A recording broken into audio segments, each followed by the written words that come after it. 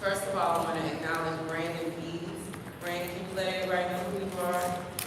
This is the guy that's behind all the emails, the next door questions that you all are asking, everything like that. He kind of keeps me together because, again, this is a part-time job that's actually full-time. And I do work a real job in my real life. So, I just want to go show you some. But you come over. Hey, good afternoon, everyone. I just want to say thank you for coming out. This is something that we've been planning for quite some time now. We really like to make sure that the kids are really informed. So we got to say a lot on Nextdoor, say a lot on Facebook. So it's your opportunity to say something here from us so that we can give you guys the facts. So you guys have to worry about your hearsay. Councilman works very hard in a part-time position. So please give us courtesy to give you guys the resources that we have available today. Everyone worked a long shift at the City of South Ocean, so we're glad to hear out tonight to give you guys an update. So if you have any questions, concerns, please let us know. We're here to support you. And give Brandon a round of applause. He just closed the house in District 2. And then he's officially a homeowner in District 2. So congratulations. Again, we have staff here tonight. You will hear from them. They will provide you all updates. We will save some time at the end to answer any questions or concerns that you may have with the departments, or if you have any questions or concerns about what's happening in the district, or if it's something that we did not cover, okay? So please write it down. I don't want you to forget it. So we're going to call up first our PTSA. This will be given by Ms. Jones as she joins us, and she's going to give you an update on what's happening in schools. Thank you. Can we give Councilwoman Jones a round of applause? Good evening. I'll be before you very briefly. My name is Judge LaDawn Blackett. I am this year's Westlake High School PTSA parliamentarian and next year's Westlake High School PTSA president. We have many parents here of Westlake students or former students from Westlake or Westlake alum. All right, we got a couple of people in pockets. Okay, so we're happy to partner with the councilwoman today and bring you some quick introductions before she gives you all the information. When you came in the door, you all received a piece of paper. I want you to take a look at that. And I'm going to warn you right now, at the end of my 2 minutes, I'm going to ask you to donate money to Westlake High School PTSA. We've done a lot this year, and this is our last meeting of the year that we are co-hosting. And we've done exactly what our mission is in the PTSA, which is to support our students, to support our parents, to support our teachers and our administrators. And so you'll see on here a link for you can Zelle or that you can use as a QR code. We still have some activities that we are sponsoring what we use your money for to help our students. For instance, we have a teacher appreciation breakfast and brunch coming up in May. We will feed every single one of our teachers, make sure that they feel love. That comes from the work and the donations. We are also co-sponsoring the Senior Signing Day, which is coming up this week, to make sure that those seniors are sent off and what they've done and what they've accomplished is actually acknowledged. But earlier this year, we also had to pay and recruit for the hall and parking lot monitor for almost 2 years. Principal has been asking for help from students who are leaving the school. We were able to help to support that with money. We also helped our teachers get classroom supplies. We've heard from several generations where they say teachers shouldn't be coming out with money out of their pockets. Guess where it has to come from? Groups like the PTSA. So if you've ever had to donate to a teacher's classroom, or you've ever had to bring extra supplies for your children when they went to school, we know you need your help. So go ahead and use that Zelle and send us the amount that it costs to get some markers so we can have some money to support teachers next year in our budget for their supplies.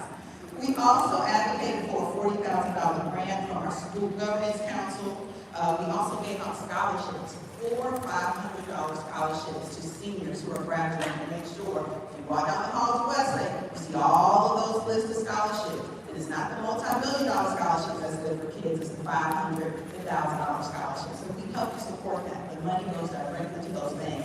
And we didn't just do that by donations. We also did a sneaker drive as well as we did a swag shop where we sold paraphernalia for the school. So if you come out to a game, you see we're out there with the swag shop, come and support us because we want to support our students, our family, and our school. Thank you again, Councilwoman, for partnering with us today so that we can recruit more people. We hope you have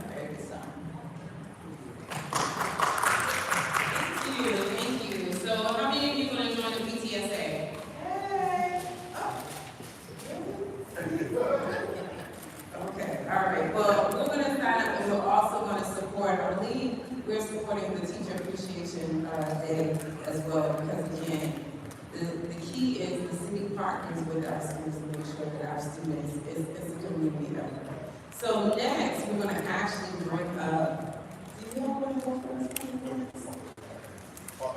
Do you wanna go first? Actually, you know what, I said I was gonna make y'all go last. So I'm gonna bring up Parks and Rec. Our school board member is actually running a little bit late because she had another engagement. So we're gonna bring up Parks and Rec. They don't even look like they're prepared, but I guess they are. But they're gonna give you an update on what's happening. I don't know if any of you all attended last month's Parks and Cops. We had Parks and Cops in Clintondale where they gave us some updates, but they are going to share some more updates on what's happening in our parks here in the city of South Fulton and especially in Church. And this is Director Tanar Turner. Good evening. Good evening. I'm going to move around a little bit. My name is Tanar Turner. I'm the director of Parks and Recreation. And here I have a couple of staff members here. This is my deputy director, Mr. Tony Drake. We also have Mr. Patrick Schwartz, and he's actually our program manager. And we have the executive director of PAL, Mr. Abrams as well here. And he's going to talk about a couple of things concerning PAL. So what I want to do is I want to get started.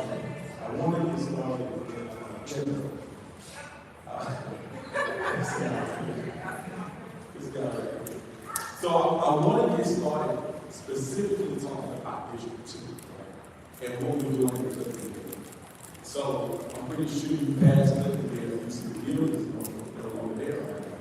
They knocked the building down about 4 or 5 months ago. And so what happens is anytime you have a major demolition that's size and type, you have to let the ground settle. It takes about 3 or 4 months for the ground settle, and do an assessment of the ground to make sure it's okay and get the grass to grow back up. So we're at that point now, right? Where we can start kind of map out what we want to do. Now the city spent about $250,000 on the parks about 4 years ago. Part of that plan was to have a portion of that was to have a hybrid situation at Clintondale, where they have a community center, of course, infrastructure, and have a passive park. So what we want to do in phase 1, exactly where that building was located, we want to add a soft surface track. Now, let me tell you why that's important. If you go to Wilkerson, that's a hard surface track. If you go to Cedar, that's a hard surface track. And that's just basically it's there to see it. A soft surface track is similar to, they have a number of them in Atlanta. Those are the ones you can, they're very healthy for your knees.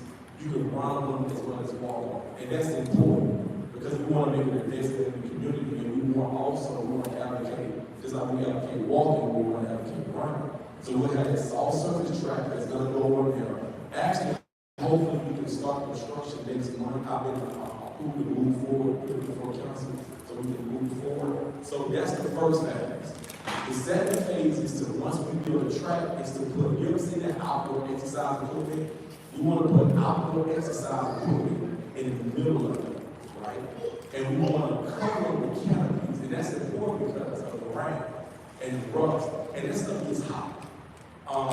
We made it's a situation that focuses on the apartment, those exercise equipment is hot. So we want to make sure they're covered during the summer so when you're out there and you're walking. You can also exercise without the equipment being hot. You can sit down and things of that nature. And it's not the environmental rain and things of that nature. So that's the second phase. The third phase is there's a dog park that's adjacent to it on the other side. We want to make that a dog park for large breeds and small breeds. And we're doing it because when I'm in that park, there are a lot of dog walks in that park. And when I asked them, they were like, I would love to have a dog park. You know, for small breeds. And we'll have dog equipment, obstacle courses, and things of that nature. So hopefully we'll get all this done within the next 6 or 7 months. I'm going to present it before council, hopefully at the next meeting, to start phase 1. I'm very excited about it because if I'm not mistaken, the city of South Florida will have a soft surface walking track. That'll be the first one, and that's the first thing.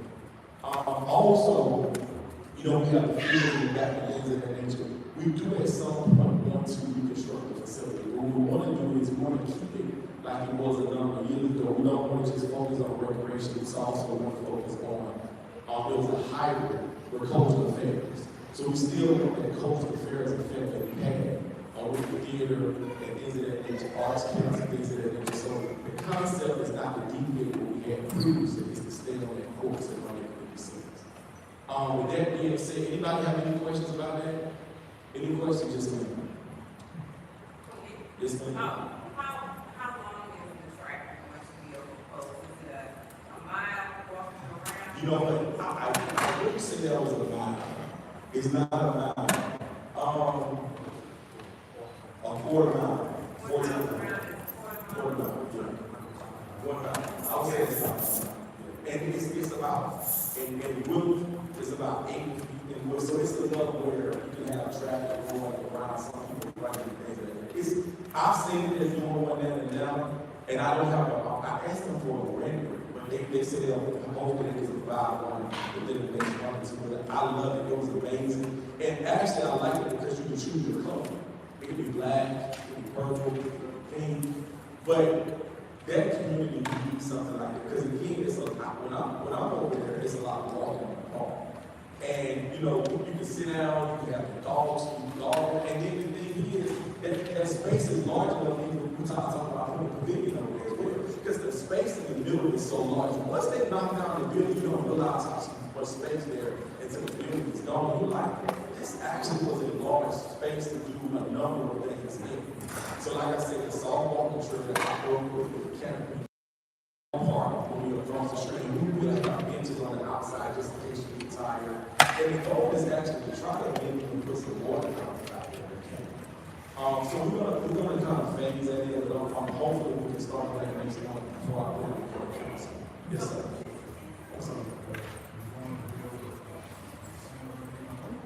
Yes, the goal, so a part of the Parks Master Plan is to reconstruct the facility. Yep. That's probably, honestly, phase 3. So you got the track, you got the outdoor exercise equipment, you got the dog park, and then phase 3 is to really start looking at, because it's about 20,000 undeveloped acres of land in the back, right? It's about, so there's plenty of space. I don't want to interrupt the fields. I just want to build on the space that we have, the land, the acres we have out there. I don't want to interrupt anything that's going on in the fields right now.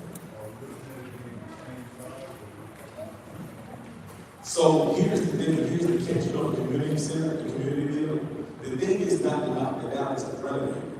So the plan is to renovate it and then to build a facility.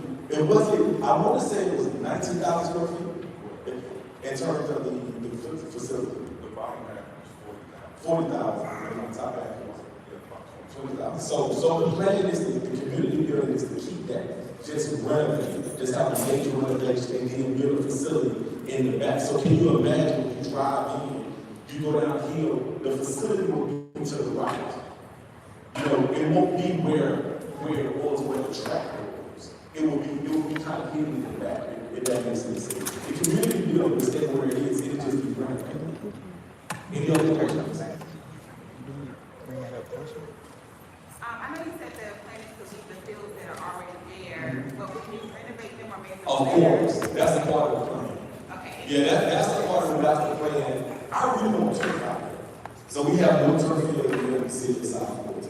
So the goal is to make maybe a field or two of that turf and just to sod it and, you know, just make it look better. So we The really field down the hill too? Yes, all the fields need to be redone, all of them. So all of that is in the park master plan. All of that is in the plan. Okay. Yes, ma'am. Any other questions? The turf, well, that will probably be simultaneously as we're actually building the facility. The fields are important because, of course, you all utilize the field, and I don't want to interrupt that, right? And I don't want to build. So we have like 20 acres of land that's not developed on the other side. That's our land. So we want to build a facility on that acreage and leave the fields alone and just enhance what we already have. Oh, we're gonna See, she ain't beating on me. Thanks. Yes, any other questions in terms of that? Any other questions? I think it's important for people to know that, like I said, we are a walking community. Sure. And that has been one of the biggest things that residents have asked for, because if they're trying to walk over here, we do maybe survive and things of that nature. So this gives them an opportunity to just walk in the community, and then you don't have to go and search for soft tracks and things like that. So I'm looking forward to that. Yes, ma'am. And I know this might not be for you, but I know they're supposed to be expanding the sidewalk from the library down to the new roundabout, right? Yes. Will that also connect to the park and what you guys are planning to build right there as well? Will the park, will the sidewalk be continuous? Not as of yet, but in the master plan, the sidewalks are there for the parks. But you're asking if the sidewalks that's on Eden? Yeah, aren't you guys getting ready to build a sidewalk Yes. on Enon from the library down to the roundabouts that was already built? Yes. Which is right there by the park or the recreation center that was there. So I'm asking, would that all be a walking trail that will kind of connect, but I don't remember that She's part. thinking about Butner Road, the roundabout near Butner Road. Oh, the roundabout in Button Road. so isn't there gonna be a sidewalk that's going down, that's gonna get built down Enon from the library Yes. all the way down to the roundabout or no? No, not to the, because that it's gonna be a roundabout, but that roundabout's not there yet. You're talking about Eden, there's a roundabout that's coming to Eden and Stonewall Tail. Is that what you're talking about? I'll No. explain now. Oh, never mind, he's Okay. gonna explain Okay, it. go ahead. So hold on to that question, he's gonna explain it to public workers, okay? Okay. And then we'll kind of gather that. Thank So you. we have a question in the chat. Okay, question in the chat. Will the parks be locked at night? Oh, would the parks be locked that night? Actually, that's actually a great question. We actually had a meeting with police about that today. So the parks are currently open from dusk to dawn, right? You talking that particular park? Cliftondale, yes. Cliftondale. Are they- It's not really set up that way. So Cliftondale is a little bit different because it's open. It doesn't have a gate or a fence like Creole Park. So it's not really set up that way. I'm not saying we can't look into that, but D2 is a little bit different. You know, it's not, it doesn't, I'm not sure if that needs that. I like the freedom of that. So I'm not sure we're there. So that'll be something we have to discuss. So right now I would say that. And it doesn't have a gate or those restrictions that other parks have. Any other questions? Any other questions? With that What being about said, lighting on the track? yes, that's a part of it. Because what we want to do again, we want to make sure there's adequate lighting on the track. Because again, you'll be out there late at night. I think it gets dark now about 8 o'clock. But that's now. So, once the time changes, again, we want to make sure we have adequate lighting around there. And also, a part of our partnership with PAL will be more active at parks like that, especially at Cliftondale. We know there's constantly people on the track. The goal is to have police in that parking lot kind of at all times and kind of roam in those areas. Because I know I know I'll be over there myself doing a lot of walking and jogging since we have that soft surface track over there as well. So it's,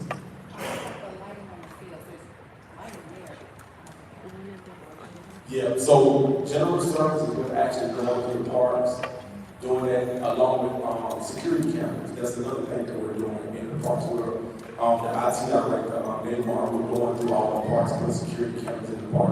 And of course, that comes with lights, so we're doing those two things simultaneously. And that's happening now. That's actually going on. And I know for the open walking trail, we asked for more lighting and call boxes, so of course we're gonna have this thing. And one of the things that I'm glad you said about the emergency towers, one of the things that we want to do, that I suggested we do with our funds is, the emergency towers that you see in some parks, I want one of those at Cliftondale, because when you are walking, you are out there by yourself, it's the towers, they're about 6 feet, that will call out, just in case something happens, you can call 911. So when you're dealing with that track, we definitely want to have one of those at some point on the track, so just in case something happens, and you're out there by yourself. Because you are on the street, you can see you walking from the street, so we want to make sure we have the lighting and the call box there as well. Any other questions concerning that? Any other? So I want to specifically deviate from that and kind of talk about some of the programs that we currently have going on. At Clintondale, that with that being said, I'm going to bring up, this is one of our best partners that we have. They do a phenomenal job with soccer. Phenomenal job. And I want to bring them up to talk about their program. I've been out there and watched them. They have a number of kids out there who want to keep recruiting. So with that being said, I'll call it one of our fans partners. Speak out of it. Hey, good afternoon, everyone, or good evening. My name is Brian Stoddard. I'm the founder and CEO of Champions Soccer. So, that being said, I want to thank all the gentlemen here. The City of South Florida has also been an excellent partner.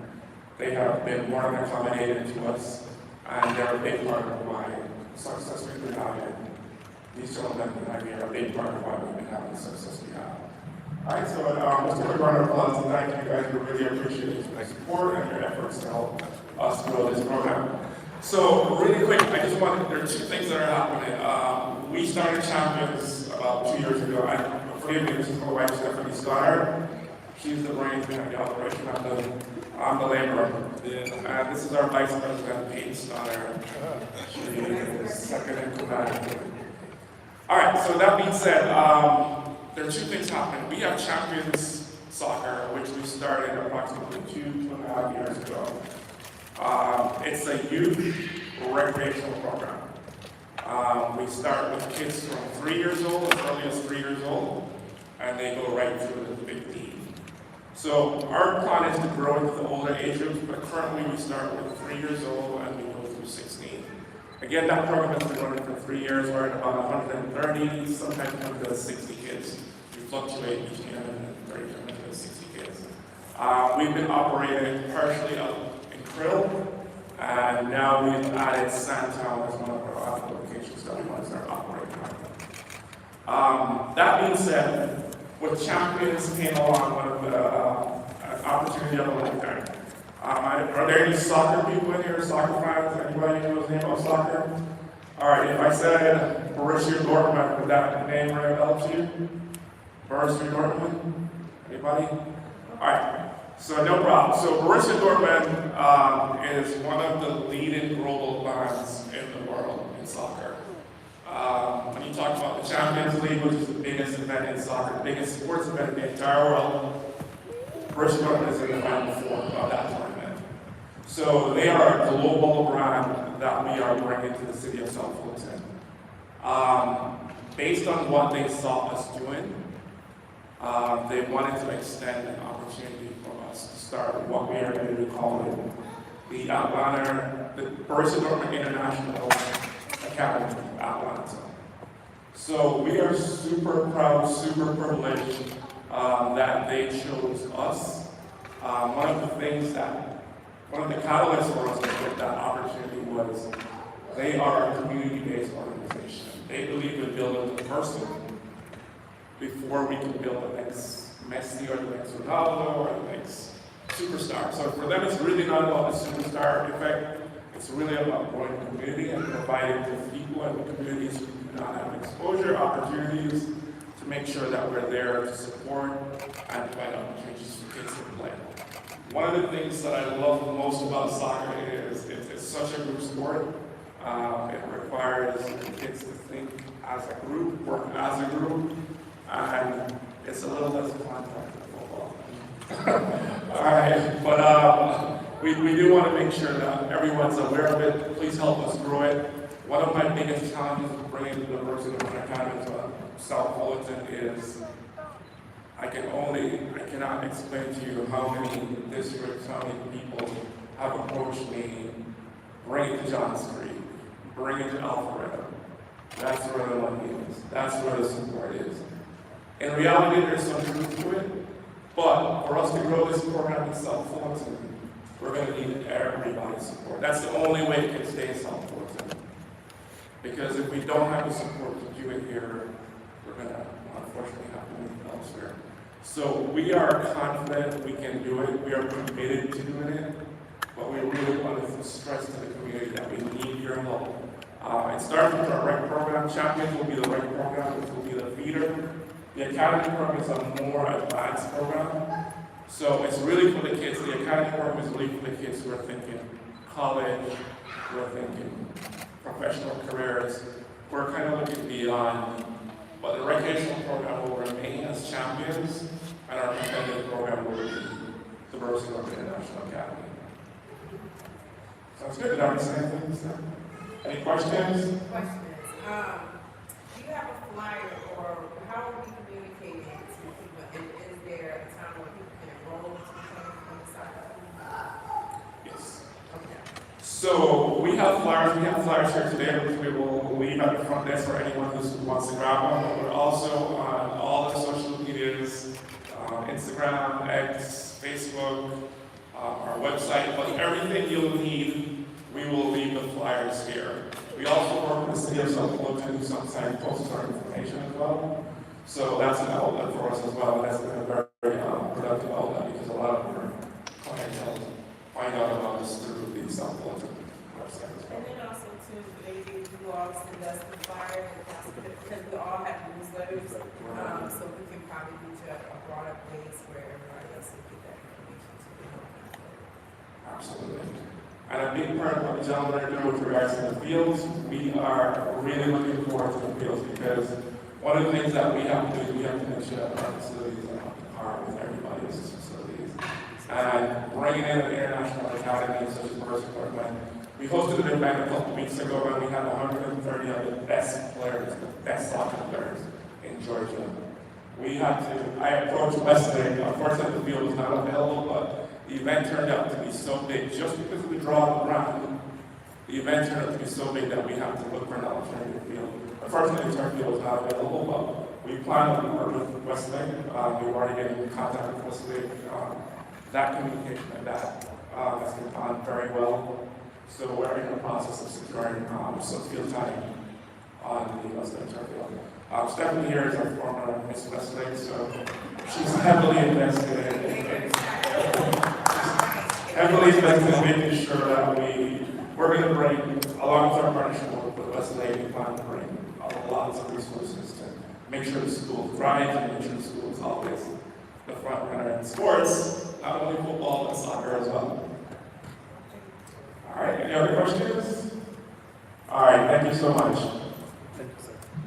And let me say this about the Champions program. It's vital to the community. You know, one of the things I say is that my son played soccer. He started playing soccer at 5, and I hated he went to basketball because soccer is a global sport, right? Hand-eye coordination, right? And that's the reason why it gave him skill development to play basketball, just because of the soccer he played for 6 years. So, I'm definitely an advocate for soccer. They started at age 3. My son started at age 5. That's unique because normally I think most programs start at age 5. And 3, that's I wish you could start at age 3 because you need those 3 years to get them tied to your baby, their Lord. So we definitely want to make sure that we be an advocate for our Champions program. Like I said, they're one of the best partners we have. They do a tremendous job. Y'all may not know this or not, but I've sat back and watched y'all skill development. And I'm like, okay. Great partnership, so I appreciate what y'all do for the community. With that being said, I want to kind of go into the program phase. I want to talk about the seniors, my seniors. So we have a number of programs that we provide for seniors. I'm going to start off with 10 again aerobics, adult and senior classes we have on Saturday mornings at 10 o'clock at Sandtown. I'll let my program manager pass out this flyer as well. We also have senior body sculpting classes every Monday at 9:50 a.m. That's also at Sandtown. And I want to thank Councilwoman Guns for this because without her, we wouldn't have these programs, these senior fitness programs. So we definitely want to give a shout out to her. We also have the after 50 every Monday at 11:15. Also after 50 program we have as well. So we have a number of aerobic classes and fitness classes for our seniors. We also do a number of bingo nights. We just did a bingo night at Sandtown. We had about 60 60 seniors that we actually had to turn some of the seniors away. So we're constantly doing things, yes, ma'am. Did you tell them about the love connections? That are happening. That might be a pretty important. You have to tell them about the love connections. So when you go to, our senior homeless program, we're how can I articulate this? We're making love connections. We're people are finding their future spouses and husbands and things of that nature at these events. Because it's not only an exercise class, it's a social event. You come, you work out, you may go get breakfast, things of that nature. So you get to meet people, understand them, everybody has different physical fitness levels. So I've been there before, it's a jam-packed house. Our vendors do a tremendous job, especially Deshaun. Deshaun is just amazing on the things that he does. He's stellar. But a lot of the seniors, I'm seeing them progress physically. They started off, they were tired within the first 10 minutes, and now I'm seeing that progression. So if you want to see that progression from a physical standpoint, so Deshaun does a magnificent job doing that. They have fun, they're actually about to go on a cruise together, so there's a lot of things, you're making friends and, making some around. They just shot. But it is a great event, especially with bingo, they're starting to go bingo together. But to address seniors in isolation, that's the most important thing. Is because we don't want our seniors to be home and just always stuck in the house. And while they're out now, we have activities for them to do. They're playing bingo, they're working out, and they're making their connections. So you might have some weddings coming And along. we hang out the event, the Valentine's Day event Valentine's Day that we event. had. That is, I'm not sure if I was there anymore because it was a packed house. I don't know what we're gonna do with that.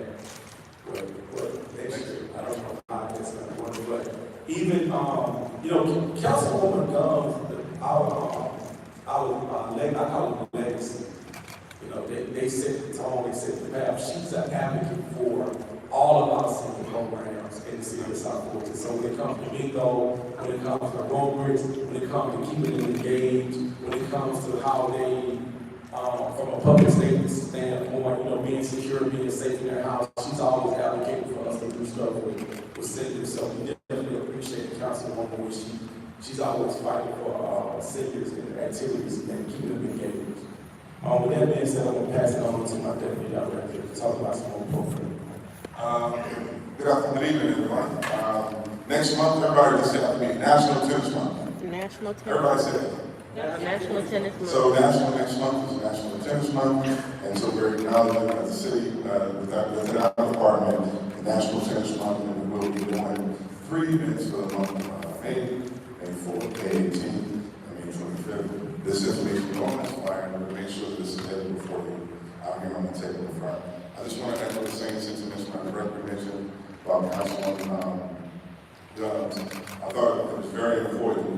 Mr. Deshaun Simmons now, although he's doing programs and services at Sandtown, when we did a facility, this home we definitely put it together because that gentleman came by way of Councilwoman Gumbs. So the goal is to make sure that we activate the space, which my director is kind of celebrating for that, but also to let you guys know that we have other programs within the city that will eventually transition over once we reach those different tiers of activities and the application.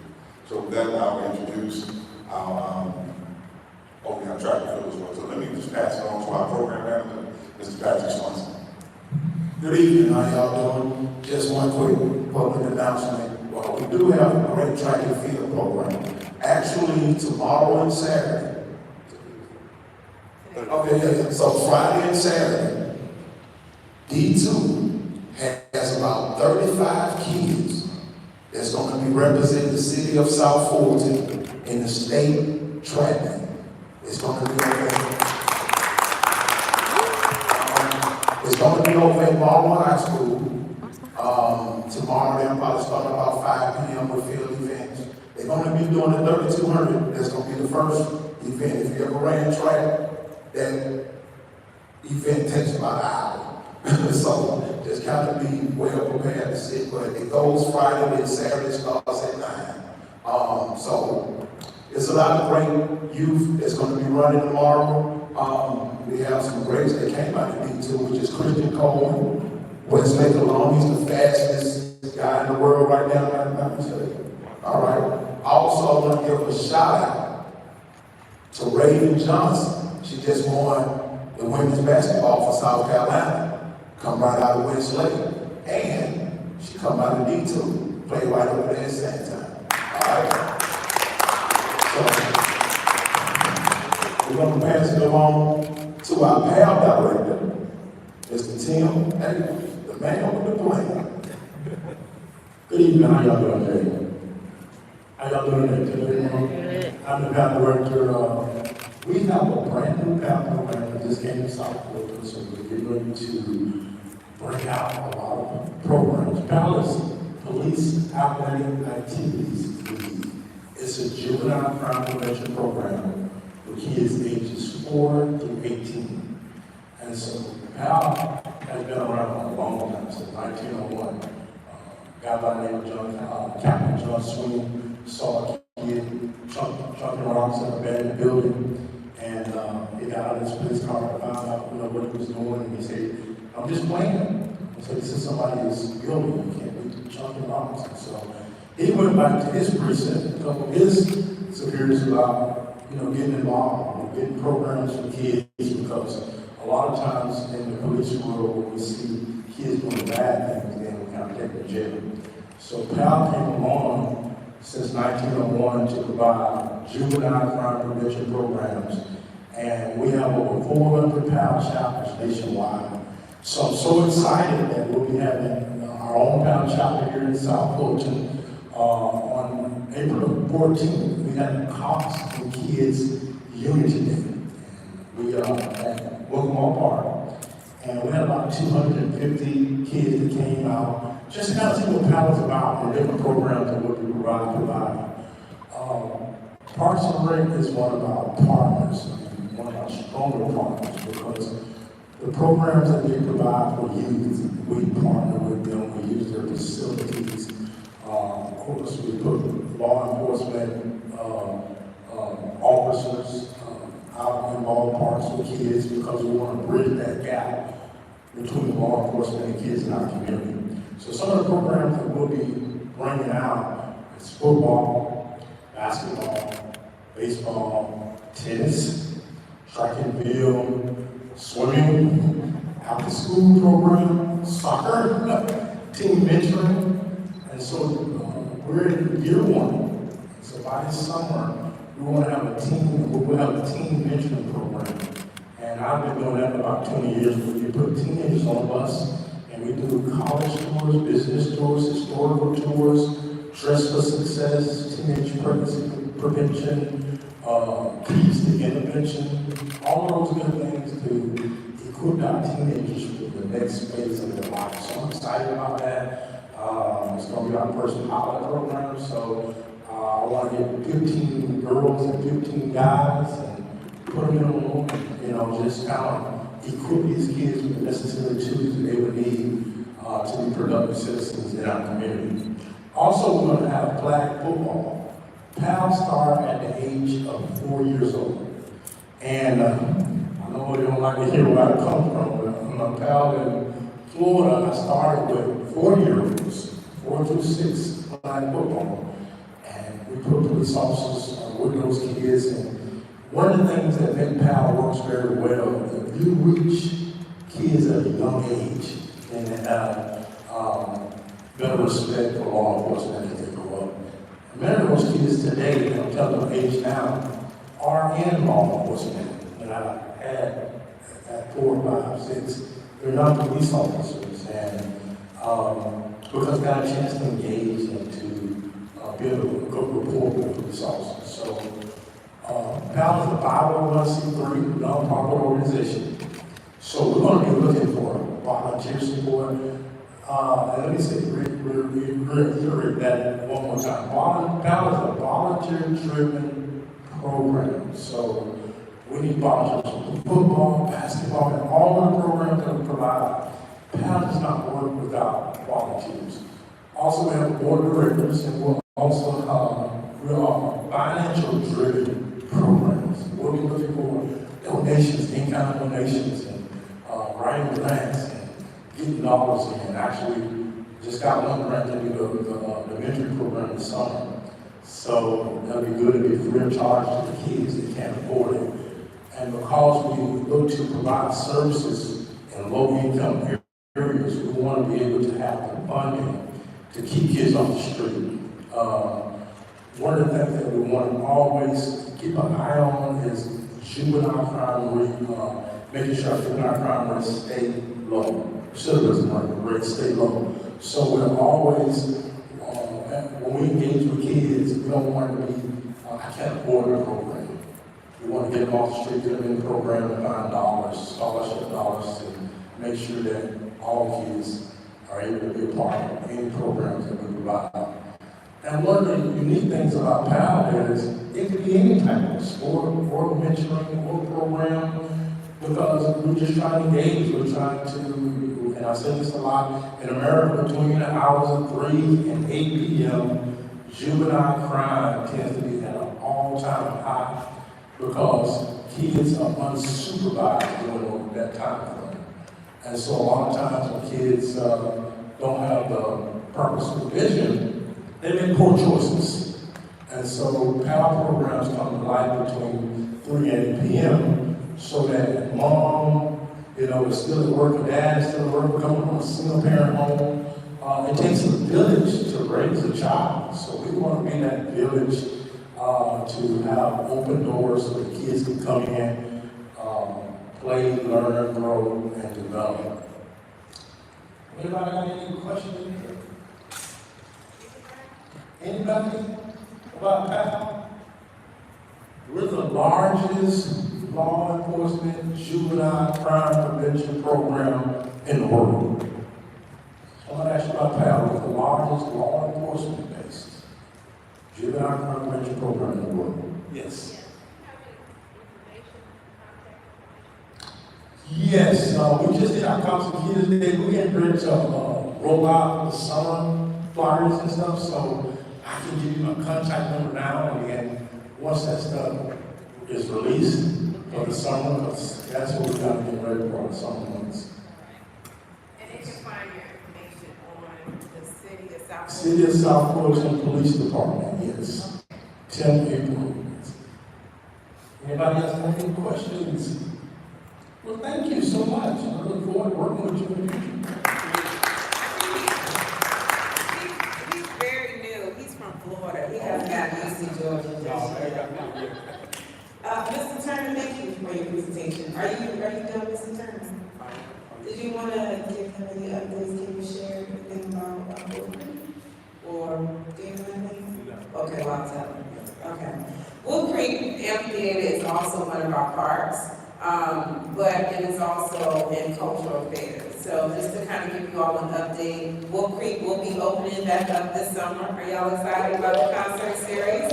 Yes, we just actually picked a promoter to bring the concerts back, and they should be rolling out their list of artists. I know all of you all are seeing shows that are happening in Stockbridge and Mapleton, but we're getting back to business here. I know if you attended anything last year, it was a great vibe that we were having back in District 2 in the city, just seeing a lot of things happening and having those artists come back. So we will probably start marketing and ramping up information about the concert series probably within the next couple of weeks. So you'll be seeing some shows released. I do want you all to continue to support the city, especially with our concerts. I know if you live off of Eden Road, you can kind of have the concerts in your backyard, but come out and join us as well. And also too, just speaking about PALs, I remember my first time being on council, and this is something that a lot of people have asked for. Now it's here, and we need your children to participate in this program. So please go out and support our officers. Again, District 2 crime is relatively low. We're the lowest across the city. We have held that title for ever since we became a city. but we still need to continue to have programs to support our youth, so please make sure you have, if you have a cousin, anybody, to come and support, this gentleman, so he can stay with us as well, okay? Y'all gonna do that for us? All right, and then also to the soccer program as well. You don't really get a lot of international, I guess, organizations that can bring that type of talent here in our city, and we want to make sure that we tout that. We want to let people know what the city of South Fulton is about. I think that is a great program as well. All right, so we're going to move on to our next group. Will be, you had a question? Yes, before you move on, I know you just talked about the concert series coming back to Wolf Creek. What is the parking situation going to be better? I live off of Merck Road in one of those subdivisions, and I know there's no parking signs all along Merck. However, there's already tons of cars parked there, and then there's the aftermath of all the trash that's left there. Is there going to be an enforcement or another parking situation once Wolf Creek is full for them to park there? And We are praying that that does not happen again. That is one of the things that our police department is working very closely with the concert. They had a kickoff meeting last week to talk about those issues. One of the things that we learned from reopening the amphitheater last summer is best practices and what needs to be done, how to communicate, and just to kind of make sure. So hopefully that will not be done. A safety plan and a parking plan has to be put in place. And then we also know that we need to make sure that we have somebody to come and clean up the street probably less than 24 hours after the event. So there are some things that we are talking about to make that a better process. And hopefully it will not be. It was real loud last year. And that takes away from the experience and the vibe of the entire event because you miss all the artists that you probably wouldn't want to see sitting in traffic. So, and it's a nuisance to the people that actually live in the community as well. So we are working on that, just to answer your question. Okay, thank you. Yes, and we are actually going to pave and restripe the parking lot, because that also, inside Wolf Creek Amphitheater, that was also another issue, because people weren't parking in the proper way, which also causes, them to take up more spaces as well. So we will be restriping and paving the parking lot. All right, so Public Works. I'm going to go ahead and let them come up. Public Works is probably the biggest thorn in my side. But you gotta love it. This is where you see really your tax dollars at work. We have done some great things in the city, and we don't get to tell that story because you hear all the other stuff that happens. But there's some great things that are happening. If you go on every corner in this city, you'll see some type of construction that is happening. So our city is moving in the right direction, and we waited a long time for this. So don't beat him up too bad, because I beat him up every day. But he's going to give you some great stuff that's happening here in the city. You want to take it over? All right, you only got 3 minutes. I'll do it 29. Okay. Good evening, Councilwoman Gumbs. I appreciate the opportunity for Public Works to present to you what we're doing for District 2 for the city of South Fulton. My name is Antonio Valenzuela, Public Works Director for the city of South Fulton, and tonight I'm here with Mr. Jim Martinez, Deputy Director, Mr. Gordon Busquet, Solid Waste Coordinator, Roussan Francois, our Project Manager for the city of South for Public Works in the city of South Fulton. What we heard before from Public Works from our community and our council, they all wanted to see what is Public Works doing. How can we display what Public Works is doing for District 2 and other districts that we have throughout the city? So we finally got to a point where we're making live documentation and fact sheets and display to you what we're doing. So instead of bringing paperwork, you're going to be able to see on the website at your leisure when you have a moment to visit the Public Works website and be able to download and filter exactly what you're looking for. I mean, District 2, and I'm going to proceed to explain how you can access to that information and also provide to you what we're doing these days in District 2.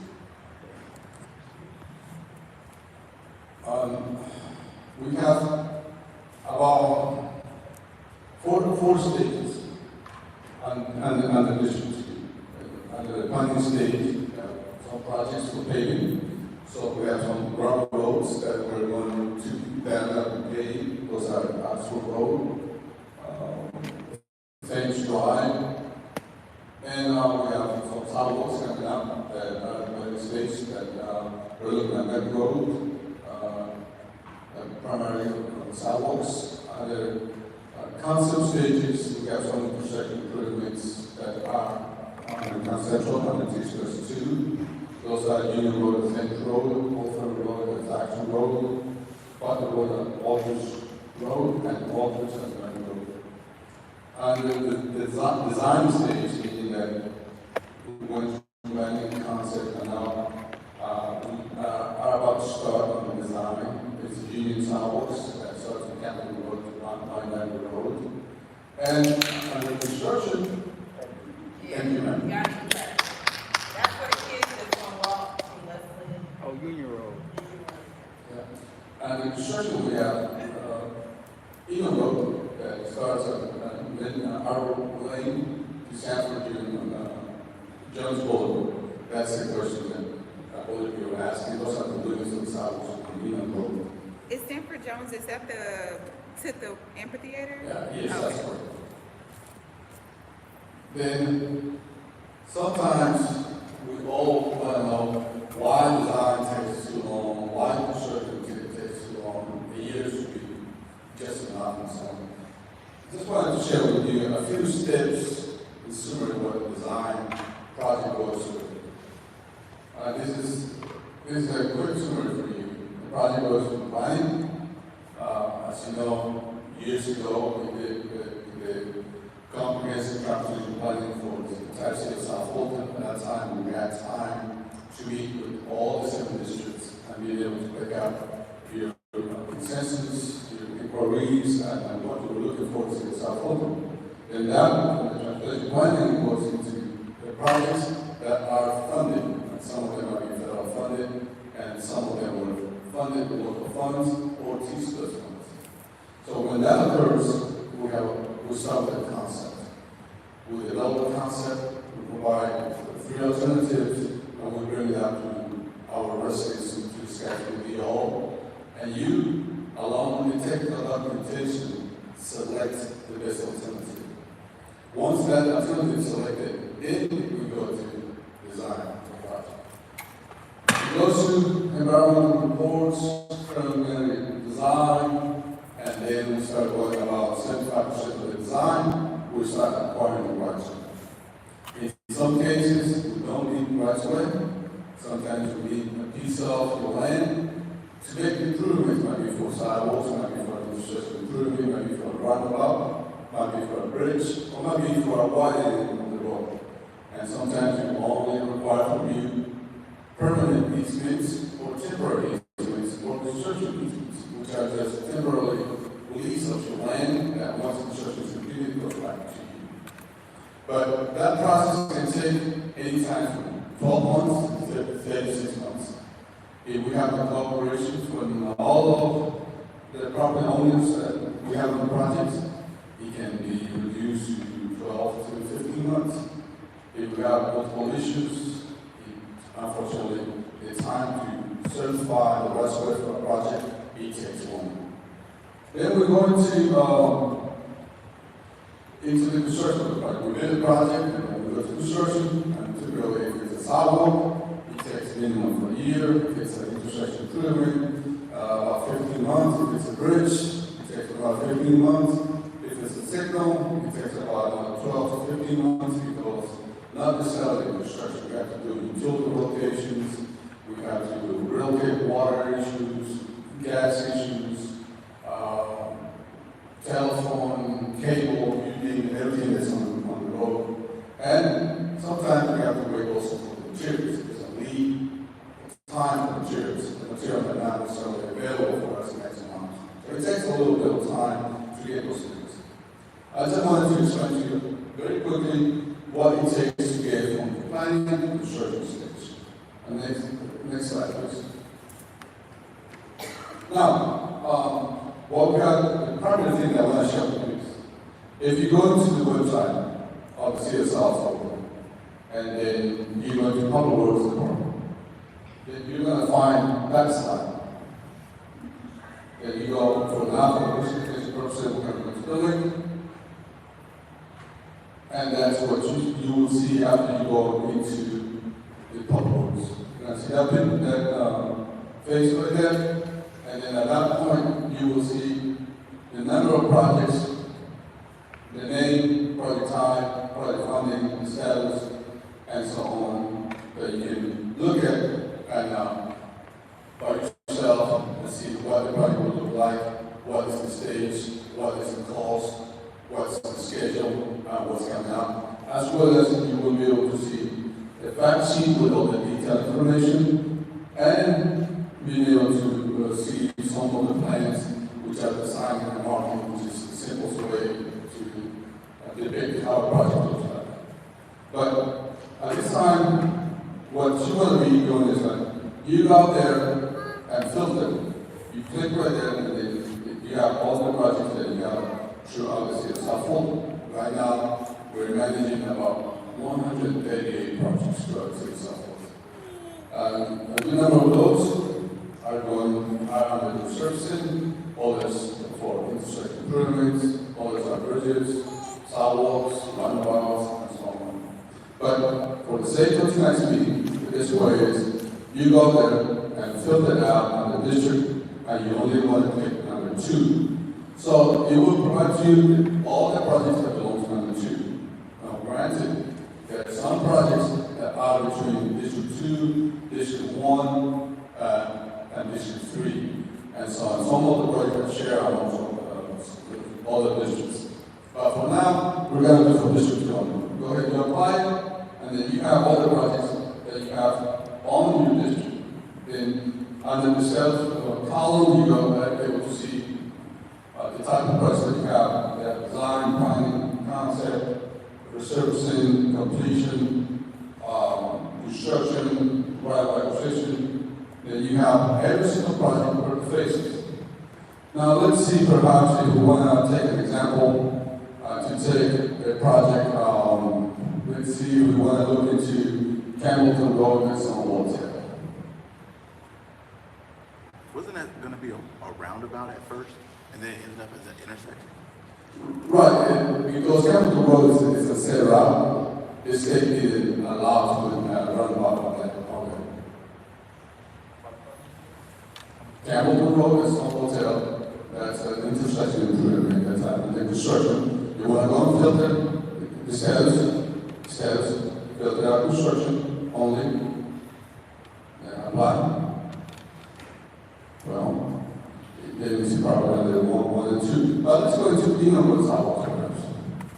That's the project you were requiring with man. And then you go into the fact sheet. Under the fact sheet, you have right there the project scope, the number of parcels that will work that out. 36 parcels.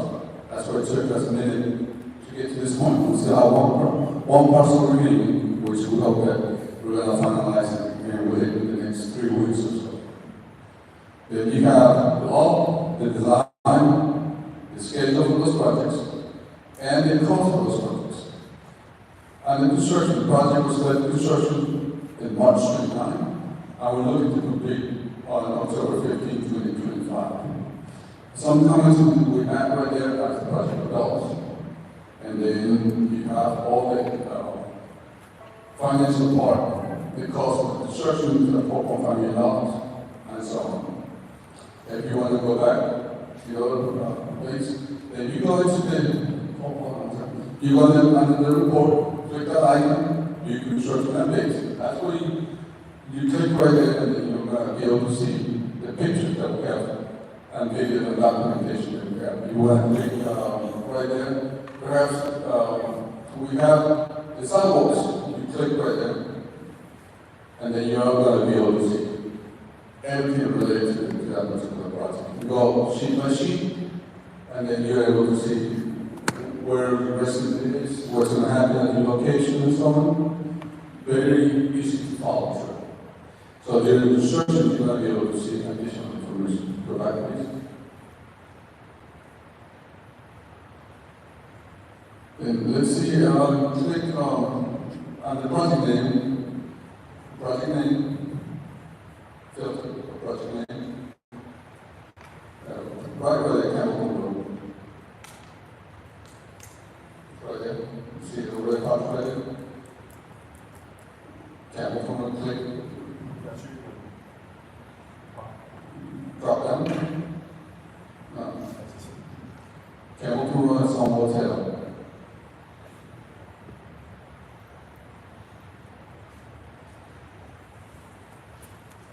Or you can go to project type as well, which you should be able to click out. Right there. Intersection pyramid. Right there. Look at it.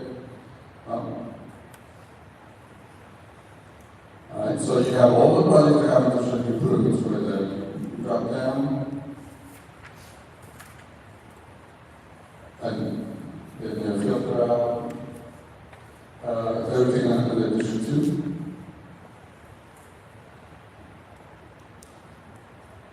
For some reason, it has to be hidden between 1 and 2, that's what it's not showing right there. But this is the best way that you can find anything that we're doing within other worlds. Right? Go back to the presentation, please. Right. Okay, go to the fact sheet. That's what you have right there. The construction schedule was completed on March 31st. Right now, we're just minor items that are missing, have fully completed. We're looking to have done everything by mid-May, which we're having a real ceremony for District 2, and the project will be fully completed. The website is updated sometimes, the project sometimes daily, sometimes weekly. If the construction, project that are in construction, we upload weekly pictures. The projects that are design, we update sometimes daily because there's things that are updated. It is applicable, but minimum once a week or once a month. You go back down. You go into the icon for construction. Then that's what you can see right there, the pictures that we have on the project. We have a really nice drum picture where we display how the intersection looked like before and after. You can click right there in the video.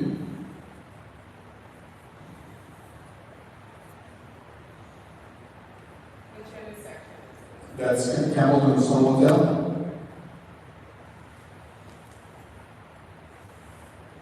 That's how it's functioning at this time. We have not received any issues. We have 4 streetlights already installed at the intersection. I believe we're going to have 16 streetlights at the intersection.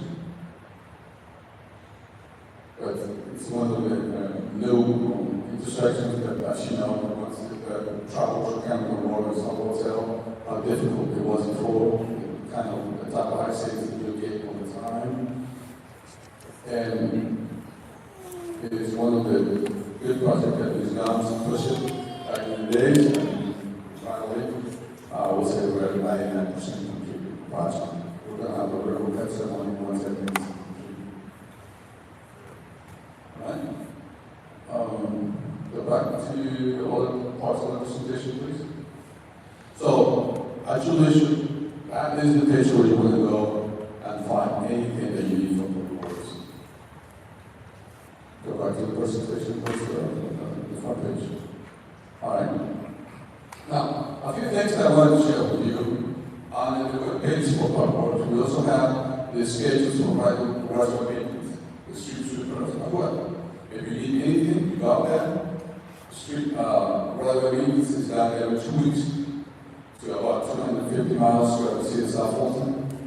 And street sweeping is done on a weekly basis to specific roads that have curb and gutter. The intention is always to keep the gutters clean so that we'll only receive water through the inlets That's the purpose of the street. So we encourage everybody not to litter, not to leave kids out. We can keep our roads clean and then our oceans with clean water. That's the schedule that you see right there. It's available for you. You don't have to call the council. You don't need to call Brandon. You have your own time. Go and look at the schedule. You save it in your computer or your app, and you can access it anytime. We welcome anything that's positive and how we can do better to serve you all. Just send us an email. What else can we do to improve what we're presenting you? We're here to do better everything. All right. Then another item I want to share with you: when you have the street lights, when you have power outages, whatever side of the CSR fault, you typically have the power where it's going to go in. The numbers are right there. We have links as well. If you call us or you call your council, they're going to ask us or the council your address, your telephone number, and a few other information that is particular to you all, and we don't have that data, and we're not successful in doing it. But if you go into the website, you're going to see already what times the power going to be restored and so on. That's the best way to do it. And that applies the same as for the city of Atlanta, that provides water for the CSR filtering, and for sewage issues, that's we provide a full care. We got those numbers there, so you can use it at any time you need to. All right. With that said, I'm giving myself for any questions that you may have. The bullet I was waiting on was the ordinance bullet, the one that skipped over. Yeah, the resolution and ordinance. Oh, yes, Paul wants also, under the presentation. Yes, Paul also handles adaptive road program, traffic calming program, no parking, and road closures. Okay, so all the ordinances are online now. The traffic calming, we're finalizing the application to be online, so that we're going to upload what a consumer, what you need to do, and you can actually fill in online and we'll receive that information. So if a resident had, so just a little bit, because I'm getting a lot of phone calls from residents of traffic. So what do they need to do right now at this point in time to do an application for traffic calming in their neighborhood? At this point, I will ask everybody to be a little patient. Give us one more week, and you're going to have it online. We're going to provide to the entire council the link where they can go online, so you can pass it to your residents, and you can restrict to that location, and then you're going to have to fill it in, and that's going to go to an email for us. We're not going to Walmart or Sign or others. It will be a specific email where it's going to be given, and then we'll start handling it step by step as we receive the information. Okay? The question was, what do residents have to do at this point when it comes to traffic calming? So the application online is under testing, to be honest with you. And before we fully test and ensure that it works on with all the information that it's requested from you, we want to make sure it works and make it available for all of you through our council.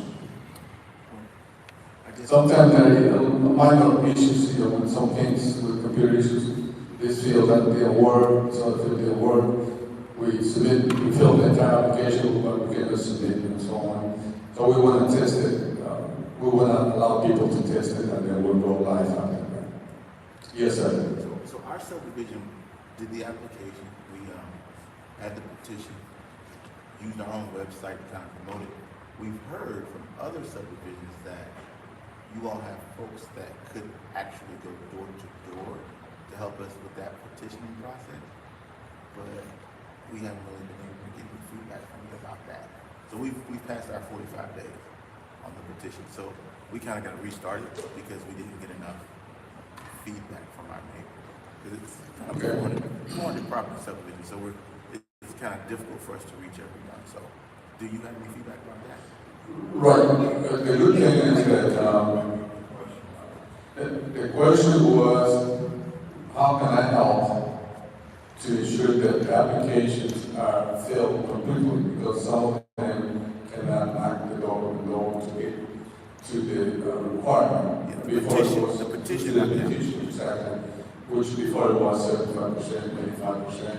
It was a higher percentage of the requirement. Now, you're only required per the approved ordinance that passed 3 weeks ago.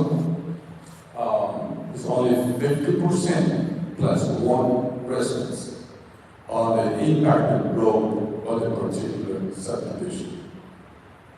So it's much more, the requirement is, I think, more feasible to reach that number. So once we receive that petition, and in-house we're going to ensure to validate all these bills, then once we validate, we're going to tell them, yes, we did, then we're going to proceed with traffic counts. Yes, ma'am. I think his question is, he's trying to reach his neighbors, right? Is there a way to, instead of going door to door, or is he able to gather their signatures virtually? I mean, Well, through email, online? we or did that. something like We have that process. He helped us put it virtually so that they didn't have to fill it out manually, but we're just having trouble reaching them. So door to door is what we're looking for. So you want them to go door to door? Well, yes, and I heard that there are some, I don't know, volunteers or something that you all may have access to, college students or something that could do that. No, typically, we are the ones that are going to provide technical information. We're going to validate what's going to be to us, and we are neutral, right? You provide to us the information, and we go They from only there. went door to door, I think, in one case when they had to have a hearing. So that I do know, in that case, but everybody else has been volunteers, or they, got a group of their neighbors and they all went out on campus together.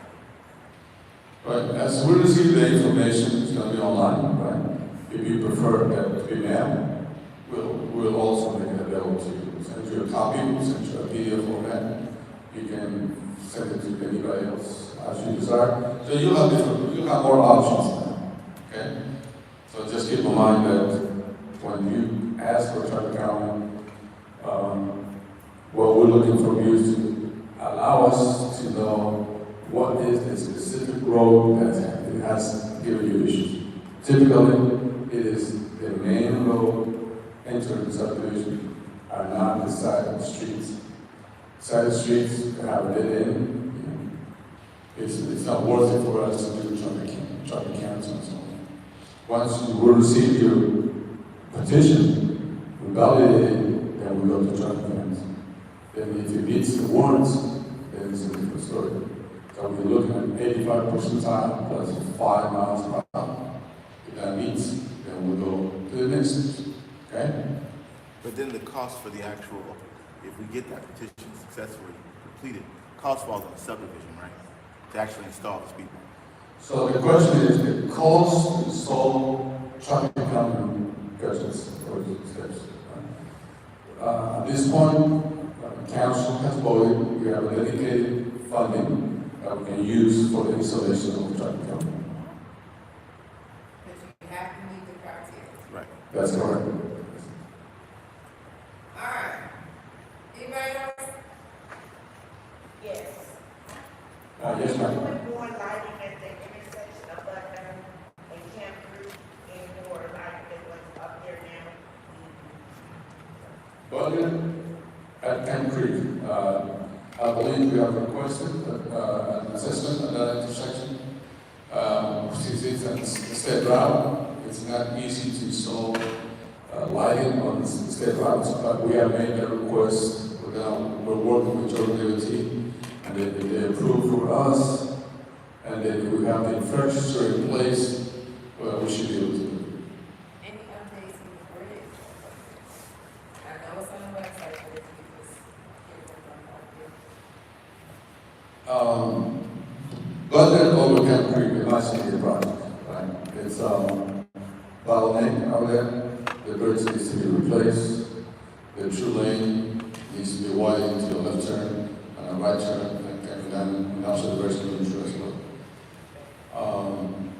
We have a few items to resolve. That particular project has a long history. I was working in Fulton County when that project came in on board. We had different consultants, then the city was created. So I didn't have anything when I finally came to work for the city of South Fulton as the director. So I had to bring everything from Fulton, recreate everything from scratch, going back to new contracts, new design, and everything else, because the city of South Fulton didn't have contracts with anybody that Fulton County was doing. So while we were in Fulton County, things ceased once the city of South Fulton was created. The one in the city, we stopped right there. Right? So it took us a minute to get from that point out. I think we're in a much better position now these days. But we have to remember there was a lag. This is time that we couldn't do much. Now, we also have several issues with some consultants, some contractors as well, because some of them cease their operations. They want to do no more business with the city of South Fulton. So we find the best way how to resolve. So that's why we have about over Camp Creek, and we should present something to council in the next 2-3 weeks. That's going to be a resolution on how we need to resolve the project. The project has designed, but there are some issues that we got to resolve. It's a major project.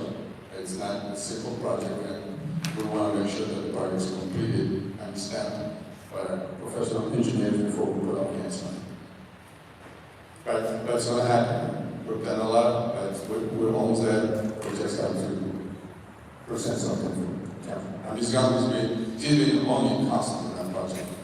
And I told them, it's much needed project. But it's just the situation, how it was given, how it occurred, and so on. It's a long story, but we're letting it happen. And it's not just you. I've been on the stage too, so are you finished? Yes, ma'am. There's no more questions from all boards? We're good? All right, thank you. Well, I'm sorry, does Public Works handle Merck Mile? The convenience center? Not really. Yes, it is, and it's solid waste. I just want, can I invite the board to do a quick presentation on solid waste? Coming up? Oh, I'm just here to complain about the prices, that's all. Well, at least we know what you hear. Yeah, it's way too expensive, that's all. It's a convenience center that's 8 times more expensive than it was a year ago, so that's it, that's all. I don't think we increased for our residents. Oh, yeah, it is, yeah, for residents. Yeah, when we show our ID, yeah. This will go very quickly. Still $89 a time. Yeah, allow him to have 5 minutes more to listen to Johnson. You might need 10.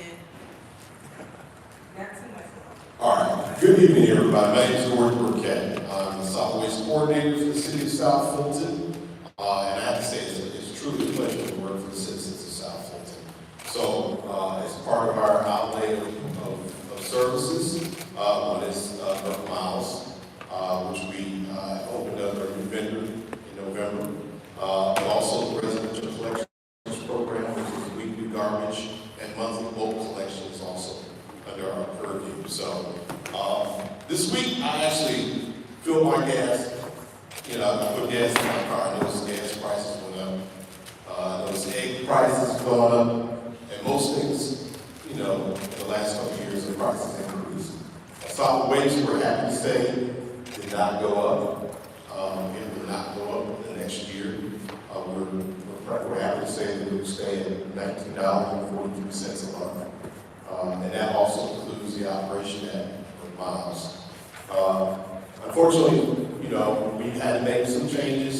Again, everything's going up price-wise.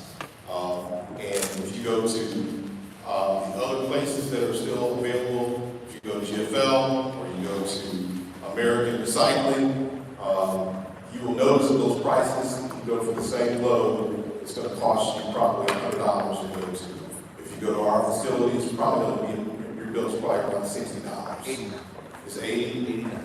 So, you know, that's the challenge that we have. We're trying to manage those prices. We've been able to keep them relatively low. Our focus has always been the individual residents of the city of South Fulton, and we were able to keep that pricing the same. So it is $10 for the first 150 pounds of material. So if you've got a little extra project that you've done that week, or you change the carpet out, or you cut down some trees, you can bring that material to our facility, and in most cases that bill is going to be $10. If you're an outside resident, that same amount probably going to cost you $20. But again, that facility is supported by youth residents in the city of South Fulton. We have a couple of events coming up. I want to make sure that we talk about our event this weekend. Councilwoman Guns is sponsoring a bulk item and paper shredding event on the 27th from 9 to 12. I'm not sure what address we use, but it should be, we're entering off of Wolf Creek and coming in the back there. So it's separate than Burke Miles, but it will be open at the same time. So we'll still open Burke Miles up as it regularly operates on Saturdays. So if you got recycling, we'll still be able to do that, again, at no charge. And we'll have our paper shredding event next door at no charge, and bulk item collections as well. I saw a question up there, yes. Recycling for individual residents, is that a consideration at any point? So we offer currently at Burke Miles, the question was about recycling. Yes, having trash and just for recycled materials and pick up. Okay, Is that so. a consideration at any point? So the question is, will we offer curbside collections for residential recycling? That's been a question that we played back and forth. I don't know, I think the councilwoman was supposed to wait. To answer the question, yes, we just had a conversation, the council had a conversation about it just on Tuesday, so you should be getting some more information about that. Okay? Thank you. There she is. Yes. But in the meantime, is recycling available at the Burke Miles? Yes, it is. Do we have to pay for it? No. So at Burke Miles, we do offer recycling, recycled glass, we do plastic, paper, cardboard. I think we still do fuel, you know, any liquids from vehicles as well. So oil, gasoline, we recycle that as well. But your pizza boxes can't have wisdom. That is true. I live up there and I've never seen it advertised. I didn't even know it was Okay. an option. So. Yeah, so it's out there. All you have to do is when you go in there, they're going to ask you, you know, basically how they can help you. You just tell them that you're going for recycling, and they'll direct you to that area. Mhm. Any other questions for The us? key is you have to Yes. separate it, right? I'm sorry? You have to separate it, right? You can't have it in a plastic bag. It should be in a plastic bag, but we do collect You can't most put of your the paper and your materials. plastic together. That stuff can't be in one bag, like we do at our house. Like we used to do for curbside. You have Right. to separate it. Right, so that bag is not recyclable. So the question is, can you put it in a plastic bag? The answer is no, because that bag is actually not recyclable. All right, any other questions for me today? All right, I hope to see you all on Saturday from 9 to 12. One more question. Yes. I'm sorry, I can't hear you. I said that, I'm just talking about recycling. When you're talking about the poundage and all, can you do stuff like that? What Can do you do? dispose of paint? Yeah. Question is, can we dispose of paint? I need to check on that. I know at one time in the previous vendor, we definitely had recycling for paint. I'm not sure if we still have that option up there at this time. If you were just trying to dispose of it, you can put that in our residential solid waste program. All you have to do is let it dry out. What we suggest is that you put sand in it or kitty litter. Leave the top off for a couple of days and let it dry out. If it's a solid, you can definitely put it in your garbage can. Okay? Any other questions for me today? All right, thank you. We're about to do rapid fire, because I did not realize it is 8 o'clock. So, we're gonna bring up our commissioner, Francesca Warren for the school board, and then we're gonna roll right into code enforcement and then economic development. I don't know how long, can y'all do it in like 10 minutes? You sure? Okay, all right, you know, everybody got to get home for the bedtime.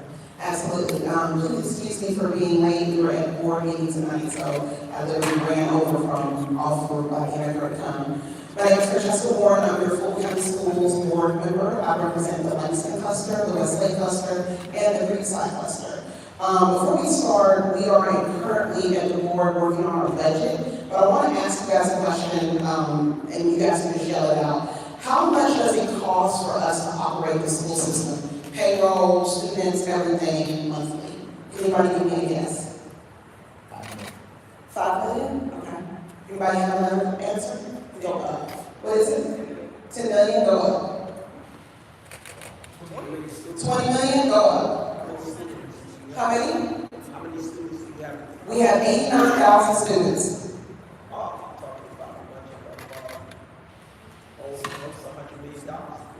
Okay, so the monthly, are you sticking with that monthly? Okay, so what is the monthly? With 89,000 students, you probably talking about a good 35, 40.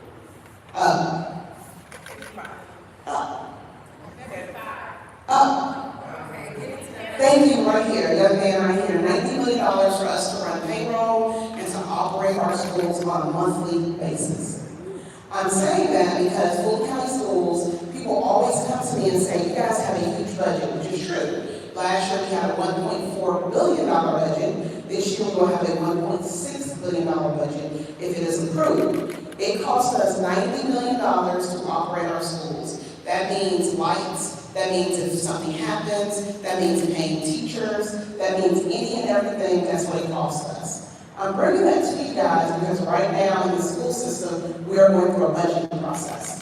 Every year, we make every department come to us with a zero budget and build it up, right? And that means they have to come and they have to tell us what they want to spend their money on. And so I always get people in the community who will come to me and say, listen, I really think the school district should build a new STEM center and you guys need to use your reserves. In our reserves, by law, we have to keep about $250 million in there. So I always tell them that pre-pandemic, it cost us $75 million to run our district. Post-pandemic, it cost us $90 million. So I tell people this because people don't realize just the massive budget that we have. And so I always tell them that, raise your hand if you're not an employee of Fulton County, but you know someone who's an employee of one of our schools. Okay? If we miss payroll 1 month, if we decide to take our reserves and do X, Y, Z, it would affect the whole metro area. So right now, we are going through our budgeting season, and our budgeting season is important because if you look at your tax bill, where does the majority of your money go towards? It goes to the schools. There are 3 millage rates. There's a school millage rate, there is a municipality millage rate, and then there is a county millage rate.